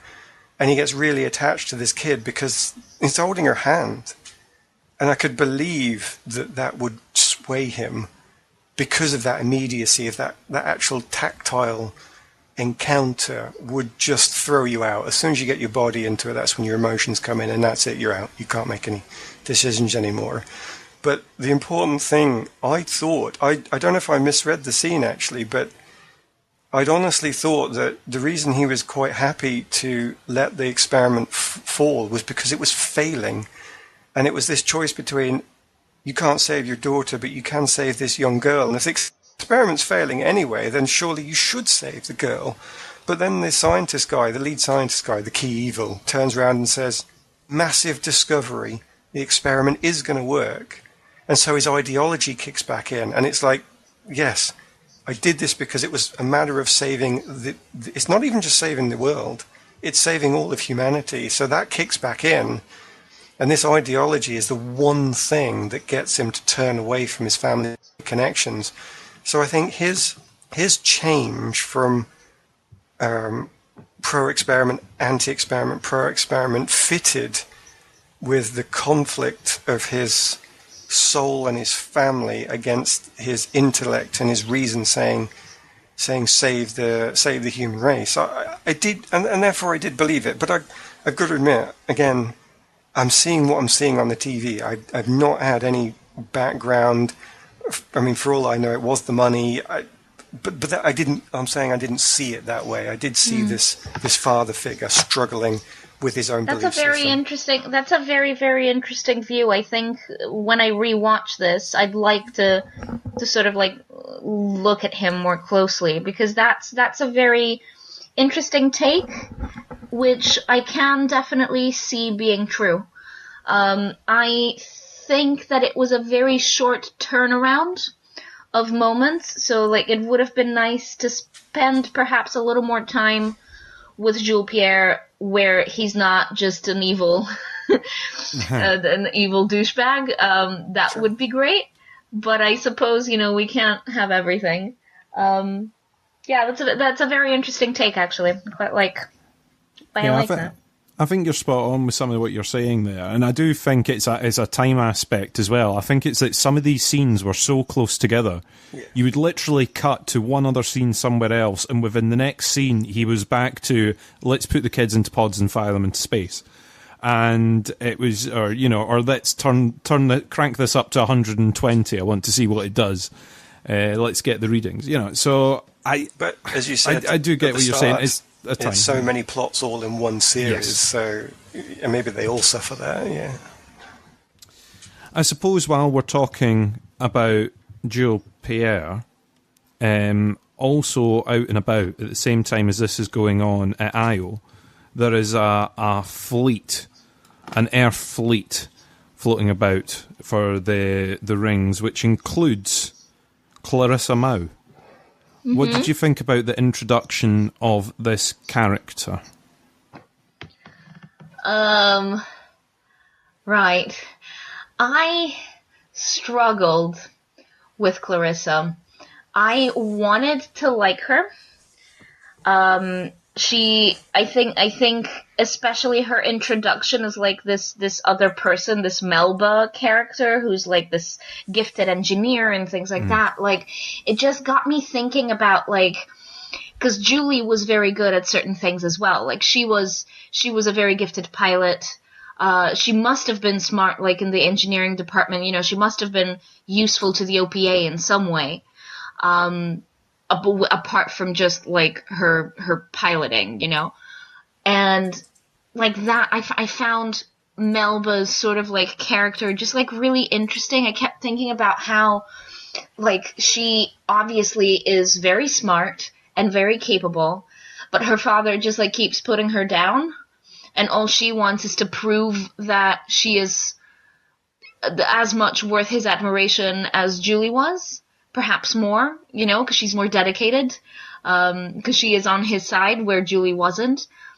So like on paper, like she has all the makings of a character that I could really get behind. But just, I don't know, like her entire like obsession, if I just kill James Holden, everything will be fine. Is it? I'm just like, for all your smarts and your capability, very obviously you've got a screw loose in there somewhere. And, that just like kept me from fully being able to engage with her. I don't know. How about you? It's one of those ones. It's like, obviously I'm tainted somewhat by the books, but it was one of these characters that I was always like, this is the most convoluted plot, and it's one of those ones that you read it or you see it on telly or in films all the time. It's like, what do you want to do? I want to kill him. Okay, well, here's the gun. Go and shoot him. No. I want them to suffer first. Here's the convoluted way I'm going to do it. I am going to pretend to be a mechanic. I'm going to work on this fleet. I'm going to hide bombs. I'm going to hack his ship by putting a spy on board. I'm going to get them to film him and edit and adjust a video to make it look like he blew up the ship. I'm going to get it to broadcast from there, blow up them, cause the other ships to then attack his ship and hopefully kill him. It's like there's And other if ways that of doing doesn't this. work, I'm going to go on there and kill him myself. Yeah, and if not, I am going to kick off and just do everything I possibly I'll can just do until it I can. myself then. I will take the whole plating off piece by piece until I get there. And that was the bit that was like, I was like, this is one of those, it was just like escalating and getting worse and worse. And I'm going, it's like she's definitely got something from her father's side there when it comes to the convoluted planning. Yeah, You know, so true. it's definitely one of their family things, I think. But yeah, I haven't warmed to the character at all, and I think time again, I think, is one of the things that it's very difficult to try and explain her backstory. It's very difficult to try and get that turnaround that you get in the finale, where it's okay, I'm having a change of heart here, I'm going to try and save the day. And you sort of, I think it's too convenient and too close for her to have these conversations and this change of heart so quickly. But for TV reasons, I understand, like, a lot of this stuff. But I don't know. She might grow on me. Just for fun, I'm going to completely agree with you on that one. I think. Just for fun, okay. Yeah. Do you know? I did find her setup believable. I did find that somebody could be driven into a sort of madness, and I did believe they could be desperate and try and get to the source of their pain by any means necessary. So I believed it to the point where she was an engineer having found a way of getting close to home. Like, that was the only way she could do it, and she got close. And at that point, you know, I'd be thinking, right, now she has to make a new plan. But then, of course, all the stuff you say kicks in. She's already got a plan. It's just crazy. It's over the top. And then there's just no way I believe that she then fell for Holden's ideology and turned and was one of the good guys. There was. But as you said, like all the other plots, with more time and more room to maneuver, they could have done something with it. But otherwise, no. Good setup, but couldn't go anywhere because of its own weight. And I suppose I'm trying to think of how to fit in all the bits. I think I've jumped about a little bit chronologically. What will we do? We've got the Behemoth as well out there. So we've got one of the characters that I really, really enjoyed this season again is Draper. Getting given the Behemoth, the newly rechristened ship, to suddenly turn into a belter war vessel to get done. And I suppose more political wranglings there, not so much. It's more sort of, you get hints that, you know, a mutiny could be brewing at any moment, and the tension between different belters and their ideologies on board the Behemoth. Did you pick up on that, Aaron? I think that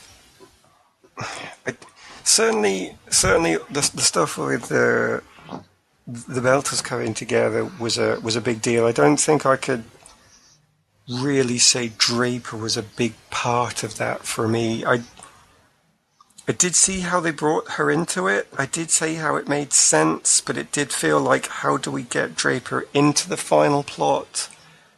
And we need to start ramming all these other things in the way to get her here. So I don't know. Sorry, do you know what? I've thrown a spanner in because I should have said drummer. Oh, okay. Oh, sorry, that's my fault. Sorry, that is completely my fault. It is a completely different. Do you know? I'm sitting there and I'm going, hang on. No. I've got the bloody character. I've got the character name wrong. I'm sorry. I'm talking about drummer, who's the belter sort of security chief from Tycho. She's given the Behemoth to deal with. So sorry. Okay, coming to that question, drummer is my favourite character, I think, in the whole thing. I love her, yes. So Sorry. I'm now going to say that she does actually almost epitomise the group that she leads. I think that character is very well designed for that reason alone. She could be the entire belt just personified. And her whole arc of being manipulated at the start, having an ideology whilst also being a complete cynic who wants to believe, and moving beyond the people manipulating her to suddenly be in charge, but then also goes back through that same loop again when the people who previously manipulated her send somebody else in the form of Ashford, and she doesn't know if it's a challenge or not. The cynic tells her it is, but the ideologist says, but maybe it's not, and she has to fight through it. And then they also get that scene, which is possibly my favourite episode, I think, of this season, is where Ashford and Drummer are in the maintenance area and they're both trapped. And all that tension between them comes together. And it's a classic Star Trek episode, really, isn't it? It's like, these two characters hate each other. Put them in a spot, make them work together. Hey, friends at the end. So, but it could have been trite in that way, but because the characters, both of them, I mean, I love David Strathairn and everything I've seen him in. I've found him good, to be honest, but not to detract from the actress who plays Drummer. I'm just going to get to it quickly. IMDb is a great thing. Cara G. Cara G, yeah. The two of them both play it so well. Both characters, though, are built up. Ashford comes in charge, making decisions, and lets you know who he is, but they don't need any exposition for you to know who he is. I think that's a brilliant bit of writing. And Drummer is built up through many episodes, so you definitely know who she is. So when they come together in their moment in that maintenance bay, and they are actually having their ideological battle, I believed every word of it. There was not anything that I thought was put on. And that was like a key scene for me for the whole thing. And again, I've said that Drummer is possibly the personification of the belt. Well, potentially that argument between the two of them is the personification of the argument going in the belt. At that moment, they are giving you this perfect microcosm discussion about what the belt is having to deal with. And I come back to the same point, but with great purpose. It's that level of detail that is why I love The Expanse, because they invite me in to analyze it, to see what's going on, to have a look at the layer below and think, no, there's something here as well if you look. And this scene gives it to me, and in such a good way, also with characters that if I have to pick my coolest characters, as sometimes you do, I pick both of those two. So, best characters in the best scene, doing what the show does best, top notch. I could watch that and not worried about anything else. I mean, the thing is that there's both of their views from certain points are valid. You know, if you go to the extreme of either end, okay, no, they're not, but both have valid points to what the future of the belt could be and where they fit in the whole thing. And I do like that they never quite set up one to be completely against the other. Because you've been introduced to Drummer first, you naturally sort of go, well, I know you and I trust you in a way, so I'm looking at your point of view. But Ashford still has a point. It's like they never go down, like we said earlier on about other stuff, sort of moustache twirling, and you know there's history between the two of them. You know there's stories about both of them, and you can just feel the crackle and the tension as they have the debate. But like you say, it's done from such a believable point of view that you're like, this would be a real debate that would happen at that time with all that's been set up. And that's, I think, where this series is its strongest. It really can be. Kat, but what about you? I mean, I have loved Drummer since she showed up. It's my understanding that she's not in the book, that she is sort of an amalgam of other characters. Is that right? Yeah, there is a character. That Drummer is a character in the book. However, what they've done is they've kind of brought in a few other characters that get introduced in other bits of the stories, and they've basically just merged it all into one. And do you know what? From a selfish point of view, it also makes her one of the most interesting characters for me as a book reader, because they can do whatever they like to her. It's like it's one of those ones that adds just a whole level. Yeah.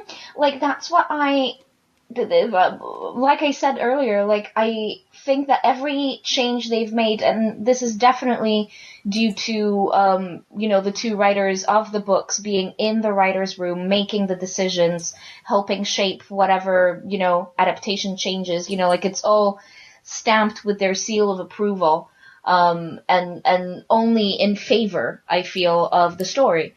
None of this is done for any other reason than to tighten up, to make more visual, to make it more punchy, more, So in that respect, and coming back to Drummer, I love her. She is absolutely one of my favorite characters in the entire show.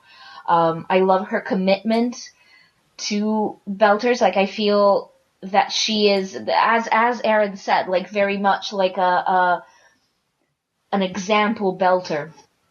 And her entire approach to sort of leadership and her pride in being a Belter and what she understands, as their purpose and how to go about it, how to go about sort of like bringing Belters to the foreground, making them as important as the Inners, all of that. When Ashford shows up, I thought, that there were a couple of places they could take that conflict. I was sure that there was going to be a mutiny at some point. And it would have been, it would have made for interesting TV. I still would have liked that if that had happened. But what I found very interesting was that he too is a great leader, has a great sort of like outlook on what being a Belter means, what purpose they can serve in this like new landscape, how they can, be better than the Inners even, not so much, just as important, but even better. And, the idea that perhaps these two saying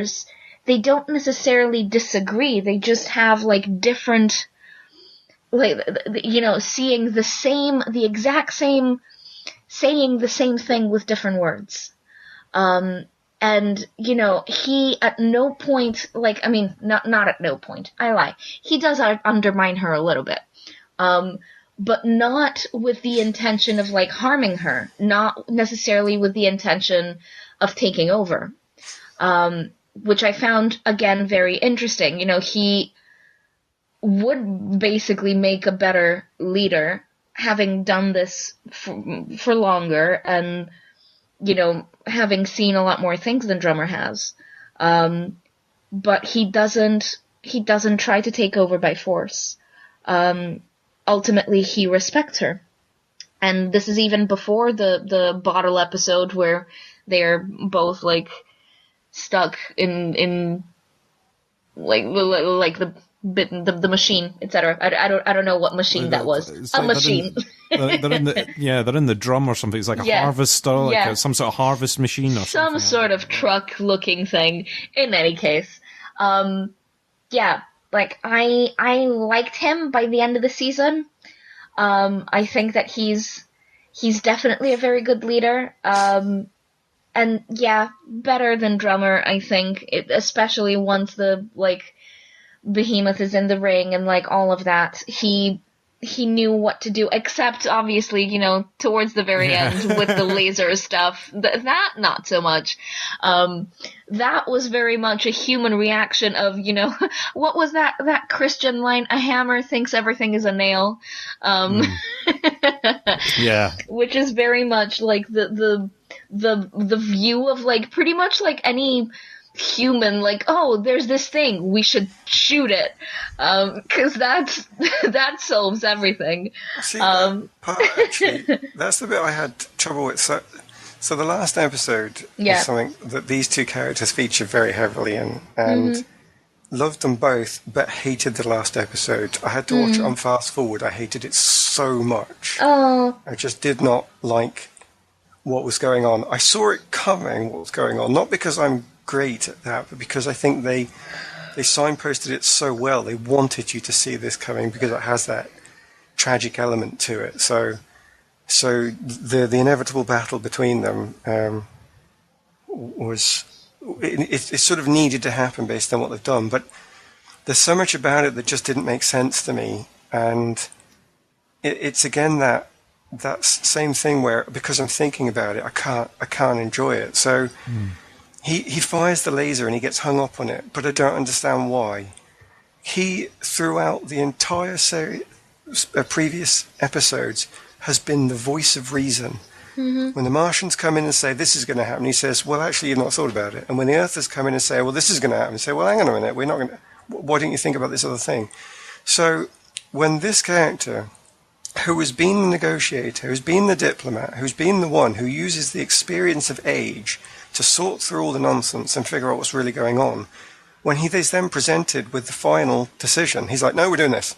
No, I'm not listening to any of you. No, you're all wrong. We're doing this. And I thought, what? When did you suffer that brain embolism that caused you to suddenly lose all of the experience you had? Now, I could see someone getting carried away. I could see it reminding me of an old battle. I could see him becoming desperate. I could see it happening in my mind, but I don't believe they gave it to me on screen. And then the other part of it that I really struggled with was the fact that it was a battle between the two of them. And it was signposted it was going to happen, but again, I had to say, why? You've been through this, I think you described it as the bottle episode, where they talk about it and they resolve the differences. So why did they fall out again? And again, I could believe it in my head that was presented with other bits of information. They could then have a different thought process and have an argument about it, and I could see it intellectually on paper, but you've just given me the episode where they bond and they get together again.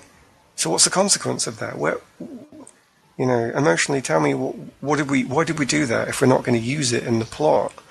Because I'm sitting there watching episode 10 thinking, I don't want to see this.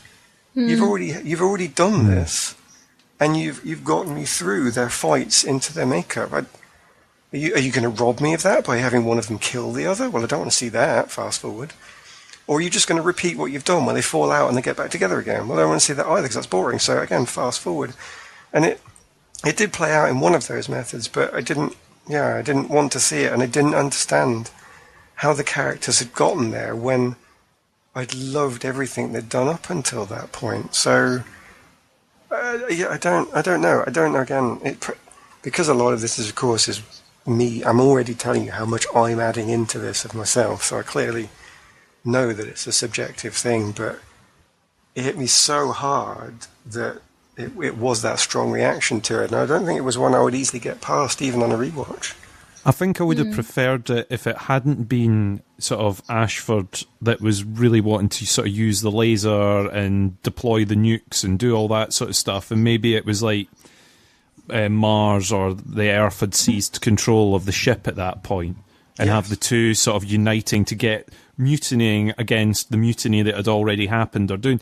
I think if they'd done it something like that, I think I would have preferred it a bit, because I think you're right. It kind of robs you of that, we can work together, actually. I know we don't see eye to eye, but we've actually got the same thing at heart at the end of the day. And it kind of steals that at the end. And like you say, the kind of sense argument disappears at a point where they turn into, do you know what, let's just put a nuke in the middle of this and then blow it up to see what happens, because there's no way that could possibly go wrong. It's like, we've had a look and it turns out if you blow up a nuke, it'll be fine. And then, the scientist will come up after the nuke and go, nah, we shouldn't have done that. This time, let's use the laser. It's and you think, surely at this point you've got, I don't trust a word you're saying, mad scientist, go back to your corner. It's like, I'll listen to the guy that's talking to himself in the corner of the room before I trust you again. And that would have even given you as well the Belters being finding their feet, getting their place, proving their worth. Because if you'd have had exactly as you said it, Earth and Mars get together and said, well, we know what we're doing. We're the important people here. We're making a plan.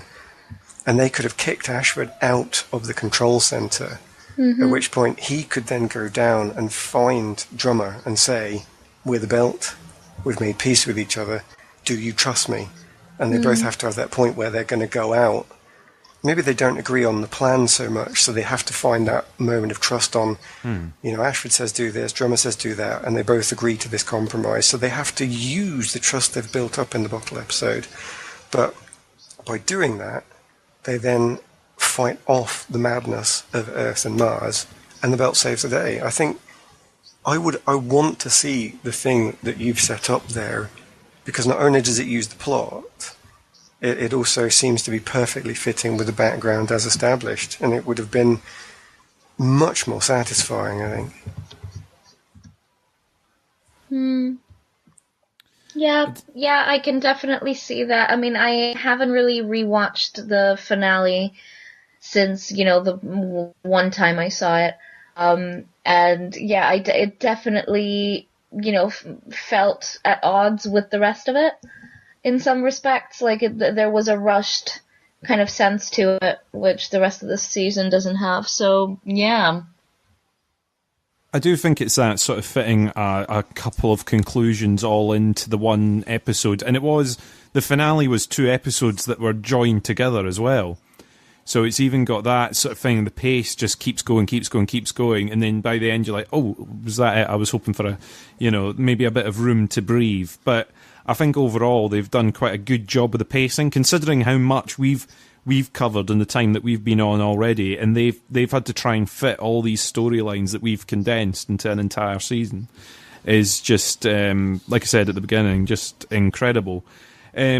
Speaking of which, we have not really covered Miller and Holden and the whole sort of protomolecule plan. We've mentioned the ring gate and everything so far, but we've not really mentioned too much about that. How have you found that story, Kat? Okay, so real talk. After Miller goes out the way he does on Venus, I kept saying for ages, I was like, all I want is for Miller to come back. And I don't care how. I want something. I don't feel like his story is over. So then suddenly, when Holden starts, literally, watching the opening, the opening, and Tom Jane's name comes up in the credits, and I'm like, Miller is back! Yes! I was so happy. I was like, they're giving me everything I want. Like, I have nothing else to ask from this show. I just wanted Miller back. And it's a very interesting the spin that they're taking with it. Like, the protomolecule needs to investigate, and Miller is an investigator, and he was there with the seed crystal, so he is part of it now. And so it's using his sort of investigative skills in order to figure out what the hell happened to the race that made it. And that is such an interesting twist. I didn't see that coming whatsoever. If you had asked me, where do you think the story is going, Kat, I would not have said this. So it's definitely, a fun sort of story. Seeing Holden, that was so interesting how Holden, doesn't, obviously he disbelieves that any of this could be true, but it takes him about 2 seconds to kind of go, okay, I guess this is real, fine, and then just kind of rolls with it, which I really liked. I would not have pegged Holden for someone who would roll with things like this, and so that was very interesting to me. And I really like how there is a certain sense of trust from both parts, which is very telling. And I obviously have no idea where the story is going now that we have the stars. To go back to something that real Miller had said, maybe the stars are better off without us. And yet here we are. With a bunch of stargates going out into the universe. Great. Good luck, universe. Sorry about that. Here we come. Yeah, oops. Got our passports and we're ready to travel. It's, yeah. Yeah, so I am very happy that Miller is back in some capacity. It's not exactly Miller, but yet it sort of is. And so I'll be interested to see if this goes any further, seeing anything else from him in terms of, what happened after the crash on Venus. what has happened to him, because he was like clammed up about Julie. He was like, I don't want to talk about Julie. So like, I want to talk about Julie. I want to know everything, please. So yeah, I like it. I had no idea when he first showed up, like where any of that was going, but it's one of my favorite sort of like turns from the show, if that makes sense. I like the way they sort of explain it, and they do give you answers to sort of what the protomolecule is and what it was there to do. In this, it doesn't leave it all as like a big gap of going, you'll find out in 8 seasons' time when we throw in one line. It's like, it's there to find a way to connect back home, and to do that, it uses anything it can find around. If it lands on a planet, it will slowly break apart, find all the elements it needs, and starts building something. If you put it on an asteroid, it will start spreading out, picking up all the bits of technology it needs, and it will start doing something. If it needs an investigator, it will look in its memory banks and go, we absorbed an investigator a while ago, he'd be pretty good. And I loved his explanation of sort of, I'm a man that finds things, and you're a guy that goes places, so, you're going to take me, kind of thing. You've got a ship, you can take me wherever I need to go. I just like the way it's sort of semi-explained. The only bit, and I've got to give it to the Expanse, because it's so sci-fi accurate, it's so grounded in science 90% of the time. Mag boots and gravity and inertia, and the way they've managed to build the universe to be in a sort of accurate way where you're like, of course that's kind of how it would happen. It's probably as close a look as we're going to get. In comparison to sort of utopia that you see in other TV shows where it's all right, we've solved everything. Just imagine that everything is tidy, everyone is happy, everyone works for no money. Money isn't a thing anymore. We don't battle each other. Everyone's just happy and high-fiving each other. It's fine. This is probably about as close as we've got to that. However, in amongst that, they throw something like the protomolecule that just goes against the grain. It's like, this is science that we just don't understand. It's, as far as we are concerned at this point, it's magic. We don't know what it does. But I give them that on the basis that it is simply science we don't understand yet. And that there are people that are slowly figuring it out through the season.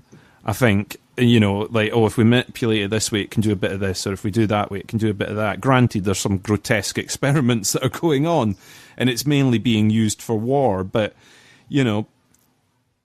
it's that one bit in the back of my head that niggles sometimes where you're going, when it's so realistic that they put in something so incendiary into it, that's just a little bit against that. I think it's how they handle it that is where this becomes a thing. And before I'd say anything else, I do feel like I should preface this by saying I do like The Expanse. It is one of my favourite shows. Oh, you're going to go more hard against this than I did, aren't you? But this is the third of the 3 things that I didn't like. So there's I can't forgive it for this. And it's based on what you've just said. You open with, as we said, first scene, hard science. All the way through, pay attention, details, have a look. And then we come to the mystery that is science we don't understand. Now, other film and TV series do this in a different way, and it makes sense. So you've seen, I've already forgotten the name of the film that came out recently where the 2 things come down from orbit, and the entire film is pretty much them going into the objects to try and work it out, and there's 2 aliens that talk to them, and like Arrival. Squid Beast. Arrival. That's how you do advanced science that you don't understand, by making it mystery and by having intelligent people saying, is it this? No, it isn't. Okay, try the next thing. Is it this? And they try and work through it, and they just aren't getting the answers.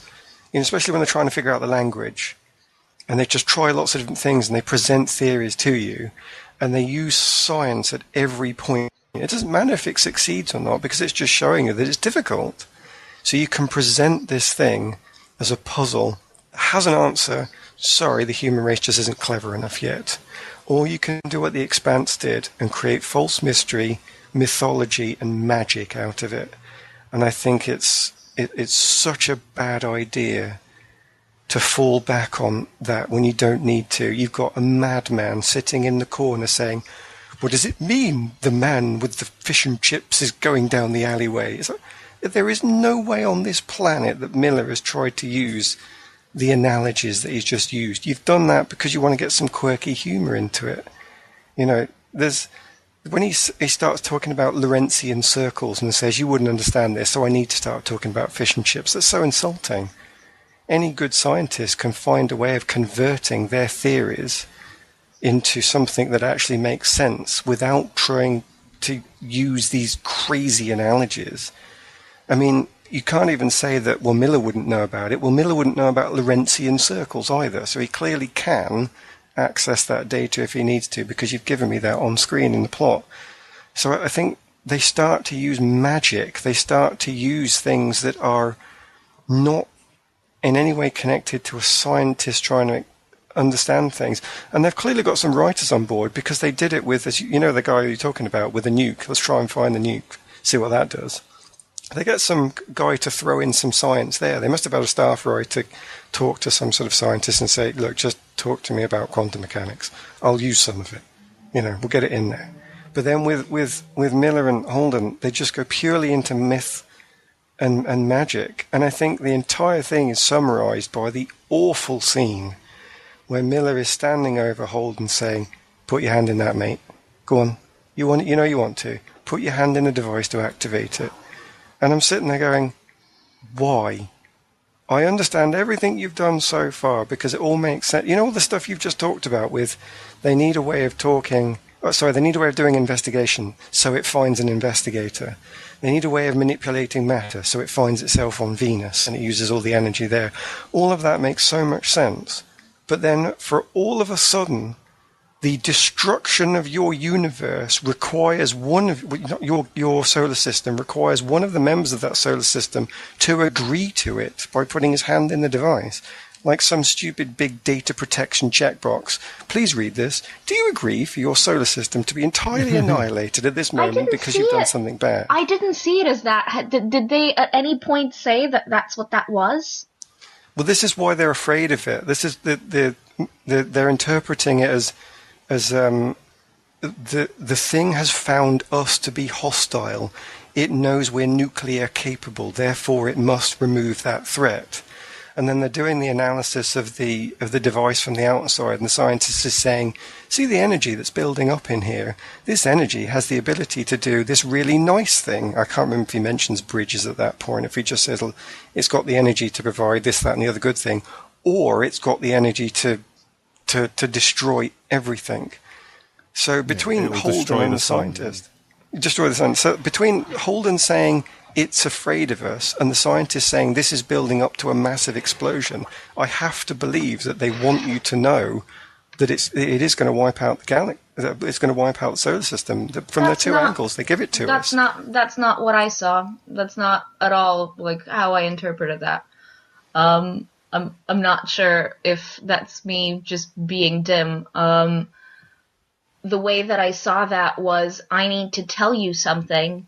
The only way to tell you is for you to agree to be told this.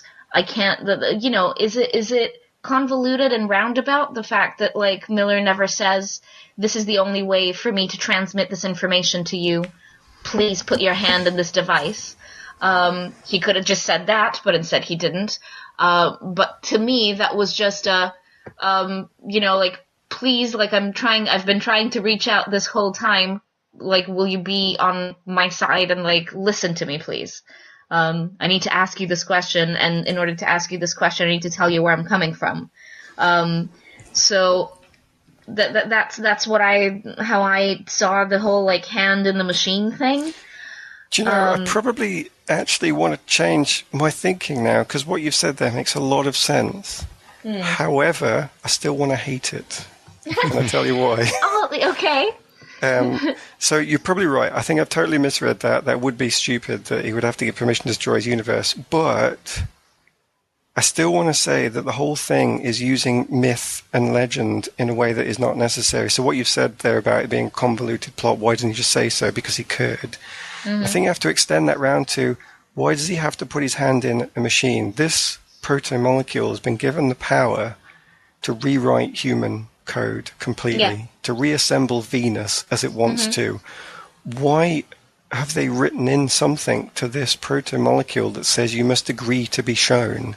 I don't understand why this thing that's got so much power can't just say... A fair question, yeah. Here's Absolutely a fair question. Yes, it's one of those, like, when it was happening, I was like, I'm not sure why. Like, oh, please, like what was it? Complete the circuit? And I'm like, why? Yeah, just take his body and show it to him. Yeah, just, I don't get it.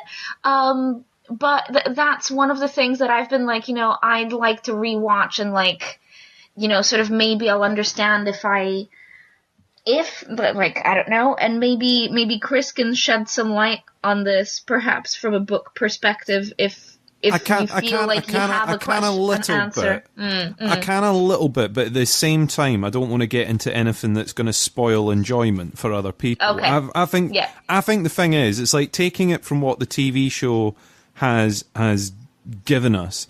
It's you've got the protomolecules arrived, it's built the gate, and it's searching for something. It can't communicate. And the only bit I can think is these gates are meant to be built. That's what it went down and did. It went and it built the gate. It was going to convert the asteroid base into a gate. Instead, it crashed into Venus and it ended up building it there instead. I think a gate being built was inevitable, but does it need to know that there's something worthwhile on the other side of the gate for it to open? And is that why there's like a dead man switch? It's like if no one goes and makes any contact with it, there's nothing there. There's no point in opening the gate. I don't know. It's like that's my potential reading of the whole thing. I mean, Miller is just searching to find out what's happened, and we kind of get a bit of an answer through the vision that Holden gets at the end when he's floating naked in space. It's like you get the society, whatever built those gates, isn't around. Something bad's happened, and we don't know what. And they've just opened all the gates to all these potential possibilities.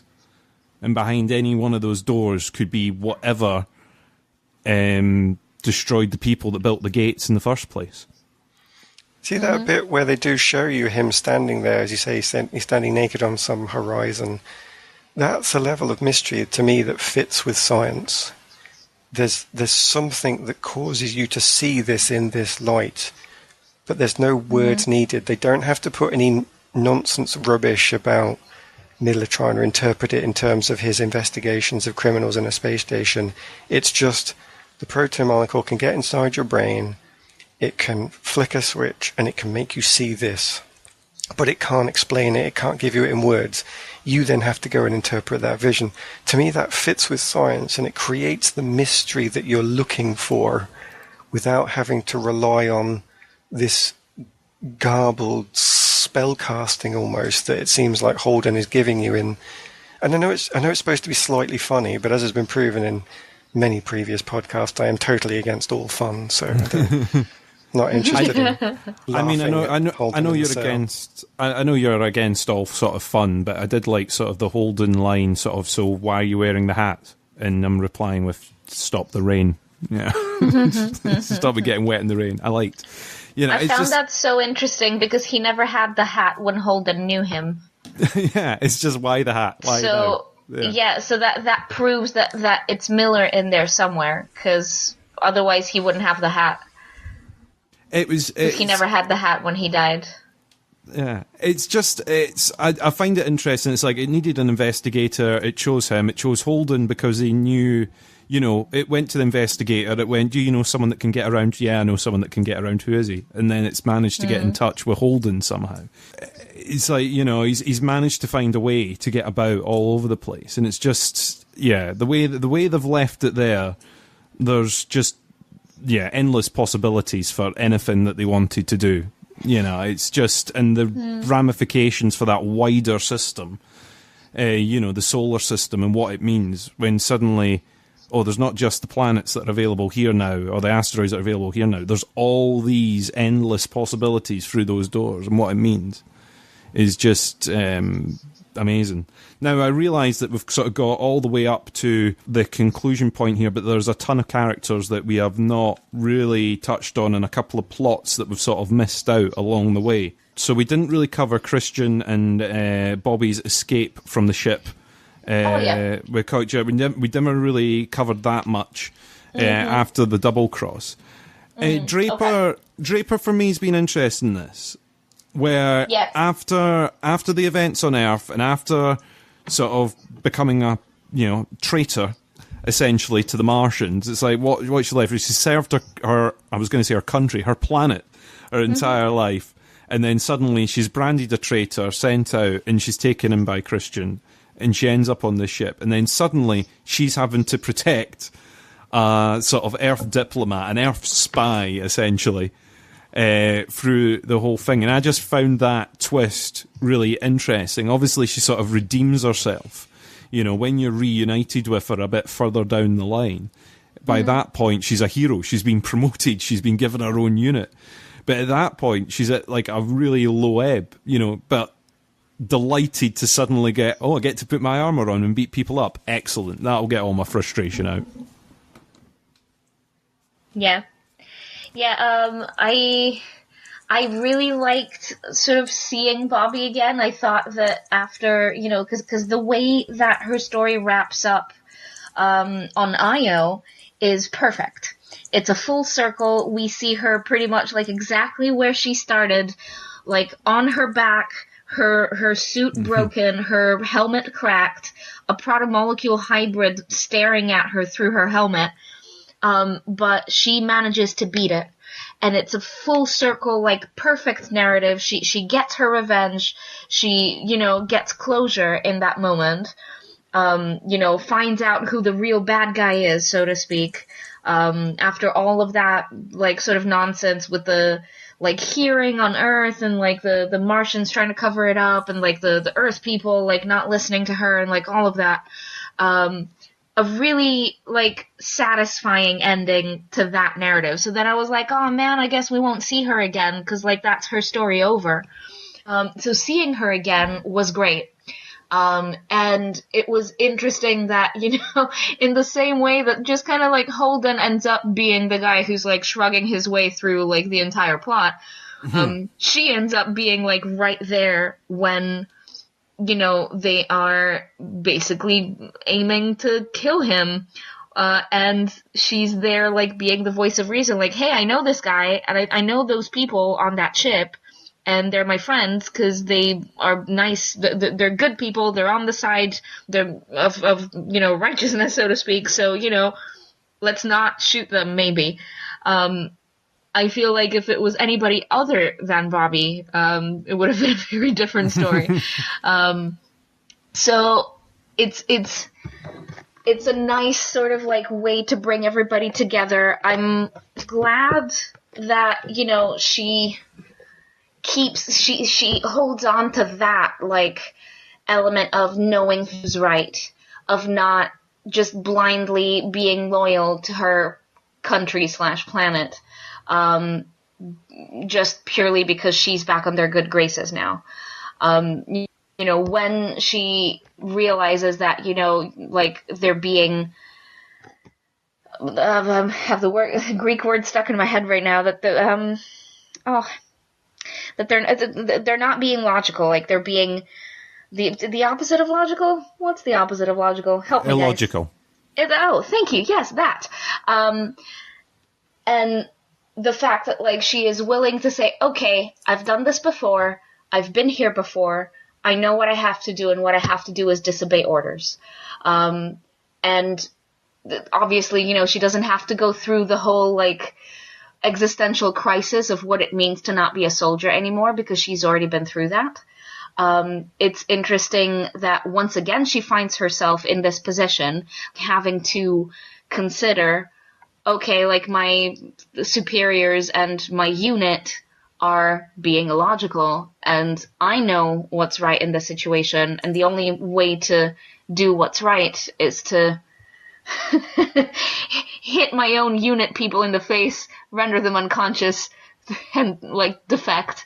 I love her. I love that she sticks to her guns. She's a very powerful, strong person who sticks to her values above all else.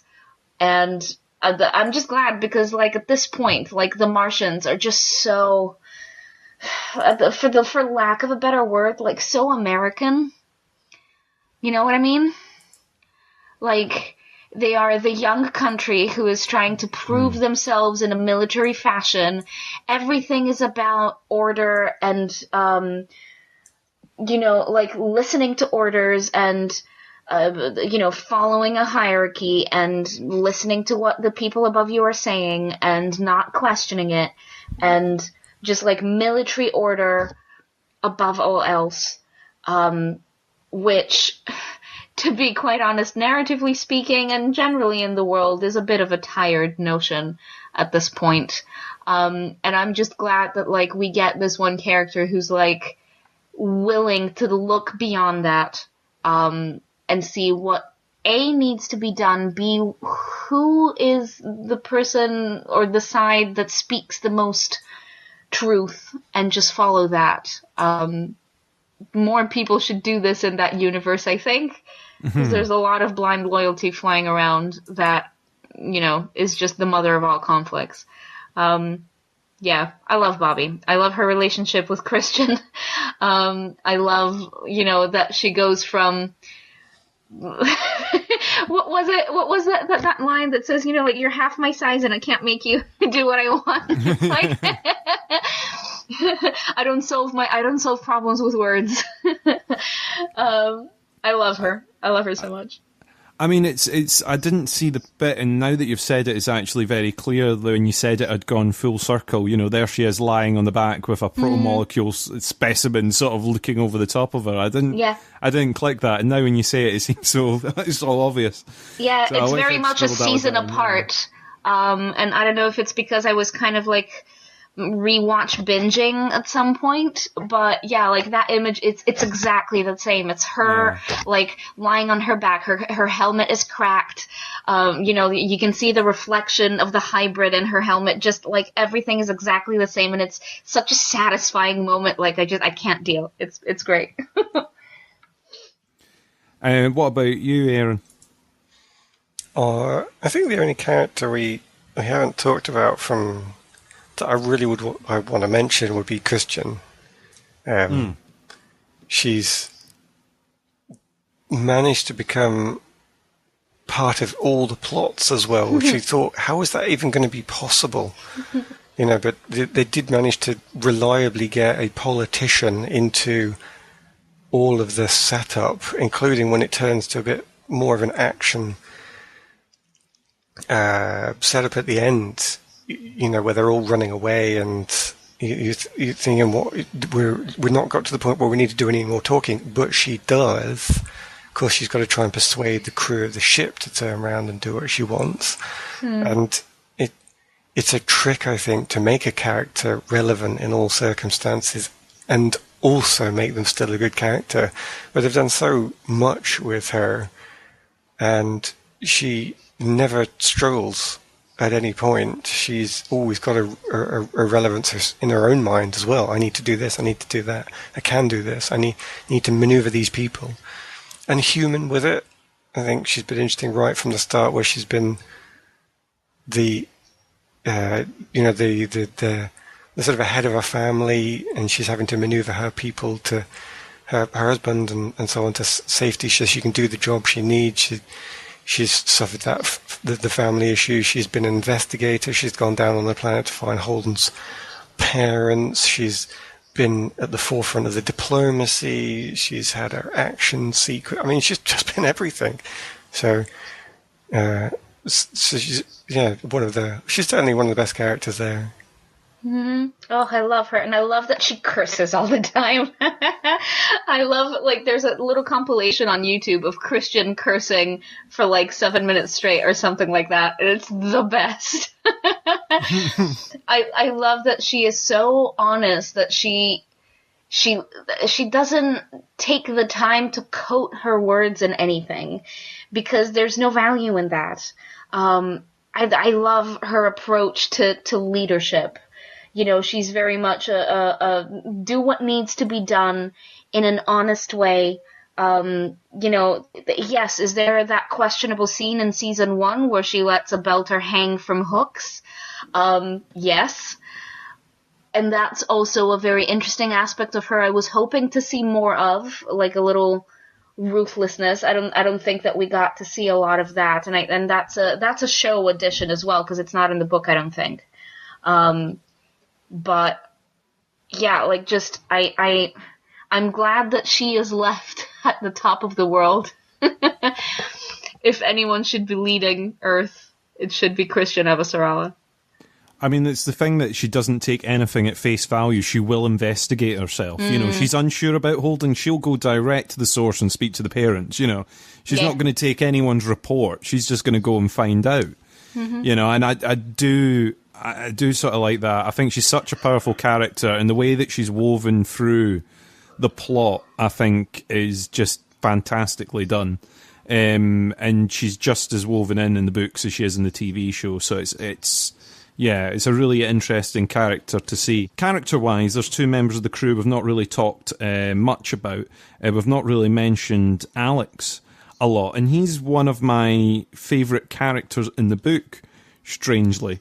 I sort of like the way he's covered, and you get to know him quite well through some of the books, and I like Cass Anvar's sort of portrayal of him on screen, where he's talking away to the ship.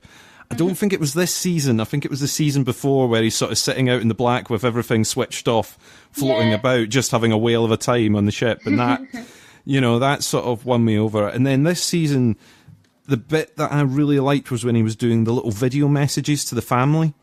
You know, he was like, Captain, I'm just going to switch on the transmitter for a bit, do a test, see if anyone spotted us, and then I'll switch it back off again. And he's using that time to just send little messages to the family going, you know, explaining why he left, why he ran away. You're getting those little insights. I found it very interesting how he has come to terms with the fact that he belongs here, that this is what he wants to be doing, that, you know, he didn't tell his family he was safe. I mean, not that any of them had time, to be honest, but definitely that he felt useful, that he felt worthwhile, that, you know, that this is what he is meant to be doing. What an interesting, I mean, you know, slightly insensitive, but interesting thing to say. You know, no wonder his wife is like, I beg your pardon? Well, we don't need you. Also, I'm filing for divorce. Like, fair. Absolutely fair. But it's really nice that, you know, he hasn't lost his son, that his son is still, you know, proud to be his son, that he understands, that, you know, he sees this as, you know, what it is, which is his dad is happy and he feels useful. And really, like, what a shift for a guy who went from, like, a glorified bus driver to being, like, actually super competent warship pilot. And a little bit of glue in there between the relationships with people as well, you know, trying to make people, get people to sit around and have dinner and chat to each other, you know.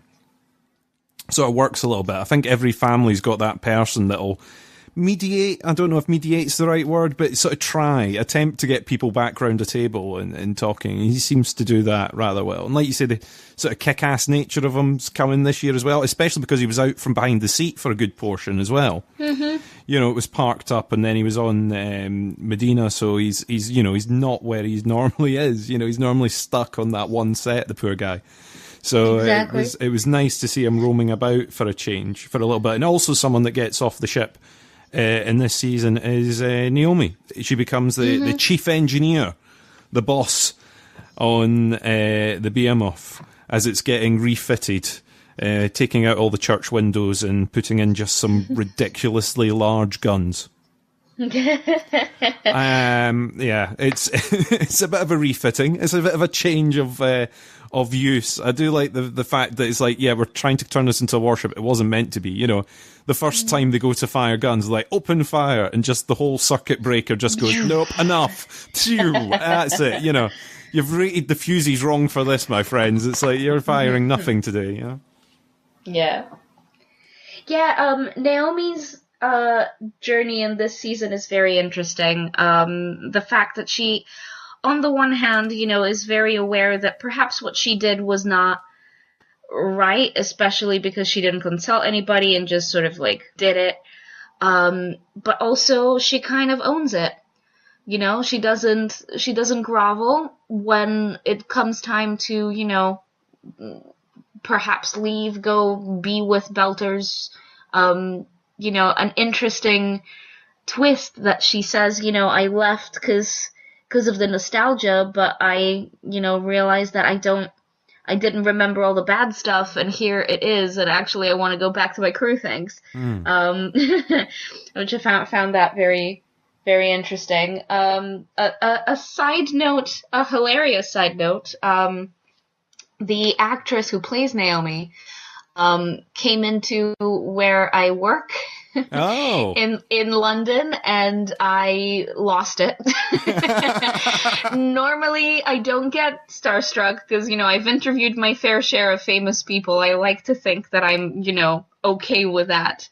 But I couldn't keep my cool. And I was like, oh my God, Naomi. And she was like, what? What? And she was like, you're looking at me like I did something. And I'm like, well, you could say. You did. You did. You did a lot of things, actually.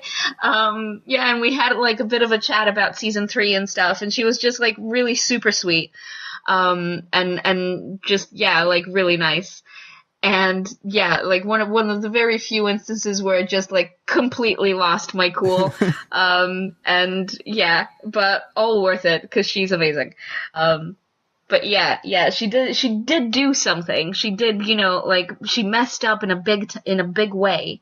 But I feel like the way that she kind of, like, A, owned it, B, regretted it, C, sort of, like, came around to realize that, yeah, okay, like, actually where I belong is with my family on the Rossi, like, you are my family, was, once again, like, a very satisfying character journey. I feel like we needed to see her on her own a little bit. That change, that environment change definitely, informed us more about her. It was very interesting to see, like, Belter Naomi, because really, like, the entire time in seasons 1 and 2, like, because she's with, like, the two Earthers and the Martian, like, it's not, like, sort of made clear, like, exactly how, like, she has come to where she is. And that was, you know, like, I feel like it was necessary seeing her in sort of like her natural habitat, you know, because she is a proud Belter. And seeing her around other proud Belters, I feel was very important. Yeah, I think seeing her sort of interact with people, and I think you're right when you say that she sort of went through those 3 stages of, I was right, and then she goes, okay, maybe I should have spoken to them. It's like, okay, maybe I could have done things better. And that thing of, I remember all the good times that I had when I was with my people, and then I remembered all the horrible people that I had to work with as well, and all the, you know, the stuff that I disagree with, the things that I didn't want to do, the reasons that I left. I mean, everyone was on that long distance sort of ice hauler for a reason. You know, they were all lurking out in the middle of nowhere. So all the characters that we see on the Rossi were all people that were getting away from something. You know, they were doing these ice runs at the back end of the solar system that take months and months and months on end. You don't do that if you want to be with your people or at home. You know, you do it so you can get away from everything. So it's really interesting when you see them all combined like that, and the backstories of the characters as well. I love how the TV show's just slowly fleshing them out. You know, there's so much source material out there, you know, and amongst, you know, you've got the main Expanse books, but they've also written a series of little sort of short stories and short novels about different characters and different backstories. So there's so much material out there that they can use, and I just think they've been doing it really, really well. No, I've really liked Naomi, and I'm now very jealous that you got to meet her. So that's it. I'm unhappy now. Well, maybe next year, because I went to London Comic Con and Amos was there. Right, okay. Wes Chatham, and I went to chat to him a little bit, and he originally, Stephen Strait, who plays Holden, was meant to come as well, but he had to cancel. And Wes was saying how, like, seeing such a, like, warm reaction from UK audiences, he was like, I'm going to get the whole cast to come. I was like, yes, please. Yes, please. Yeah, because it would be great. It would be great to, like, chat to everyone. Like Cass Anvar, like, I would love to talk to him. He seems like a hoot. I mean, they all interact really well with their fans, which I think is why it got such a groundswell when they said, okay, there might not be a season 4, this might be it. I think they got such a groundswell from fans because they all seem to get on very, very well with the audience. They all seem great from the interviews that I've seen. I know that's the idea of interviews at the end of the day. If someone comes off as a bit of a horrible person in an interview, it's more what they're like off screen. But like you say, if you bump into them and they're nice that way, then that's, I'd love for them to come over to something in the UK. I mean, they can do London because I can travel, or, Edinburgh would be awfully convenient. I'm just saying. Edinburgh would be amazing. We've got contacts. Feel free to get in touch with us, and we'll put you in touch with the Comic-Con people. We know we have friends in high places on this podcast, so it's absolutely fine. I suppose at this point we should talk about what we are looking forward to in the future in season 4, since it has been renewed. So, Aaron, what are you looking forward to in season 4? Do you know, I'm honestly not sure, because I don't see how they can keep the characters as they are. They've just opened up infinite universes. How does this remain the same show that it is? I kind of want to see more Belters, and because they're my favourite characters, but surely we're going far from the belt, and I kind of want to see more of these characters, but I don't know where the plot goes from here. Do they send, does the crew decide to take a mission to go out into one of the gates? I think I want to see more of the characters I've already got. I don't think I want to see a time jump, and I don't think I want to see a complete character shift into something different. But I don't understand how either of those can be possible. I think they're going to have to see one, if not both. So I don't know. I'm a bit lost with it, actually. You know what's coming if you've read the book. I do a little bit for the books. I think I'd be betrayed with a large time jump in the TV show. I think even the little minor time jump they did in the middle of this season kind of did me a little bit, but it was like, I want to see what the direct impact was after this. But I understand for, telly purposes why they did the little jump. But I wouldn't want to see them sort of turn round and go, and 30 years later, I want to see what happens to the characters immediately after this, really. I don't know. What about you, Kat? Yeah, similarly, I think the time skip really, really grated on me at first. I spent that whole, first episode just kind of, oh, I don't know how I feel about this. Generally speaking, I don't tend to like time skips very much. I definitely don't like when there's an entire shift of characters, forget the old guys, here's this new group. And it's like, I have no idea who those people are. I don't care. Bring me back to the people that I know and am invested in. Any TV show that has tried to bring in new people, perhaps slowly, and then phasing out the old cast, has experienced a drop in ratings and then subsequently cancellation. So we're definitely not wanting that. Then we've already been through that turmoil. We don't want that again. Definitely one cancellation hell is absolutely enough. So definitely, I'd like to see sort of linearly, exactly, pick up where we dropped off. What happens now with the gates? What does this mean for humanity? Of course, there's going to be people trying to take advantage, people trying to, commercialize. What does this mean for the belt? What does this mean for Earth, perhaps, because they have the overpopulation, does this mean that more people are going to take off to space and, like, colonize other solar systems? Like, that's a very interesting, like, but at the same time, the stars were better off without us. It's definitely human greed will ruin things in some way, and I can't wait to see how. I think that's my takeaway. Well, at this point, I've got to say thank you very much to both of you for joining me for this. It's been nice to chat about The Expanse. Finally, I've got people to talk to about this show with. It's so nice. It's so nice. So at this point, I've got to say thank you very much. Kat, you may go through any ring gate of your choosing. Thank you. I'm going to take this one and go back to London. Oh, very nice. That one goes to London. And Aaron, the ring gates are yours. What one do you want to go through? Oh yeah, ding. I will go back in time to see more of the Belters. That must be possible. Ring gates must do time travel as well, surely. Sure, why not? Why not? Free you go. And I, meanwhile, I'm just going to float here naked in space as I've been doing the whole time. Thank you very much for listening to Neil Before Pod. If you want to find out more, check out our website. If you've got any comments, please leave them down below, and we will catch you next time. Thank you very much.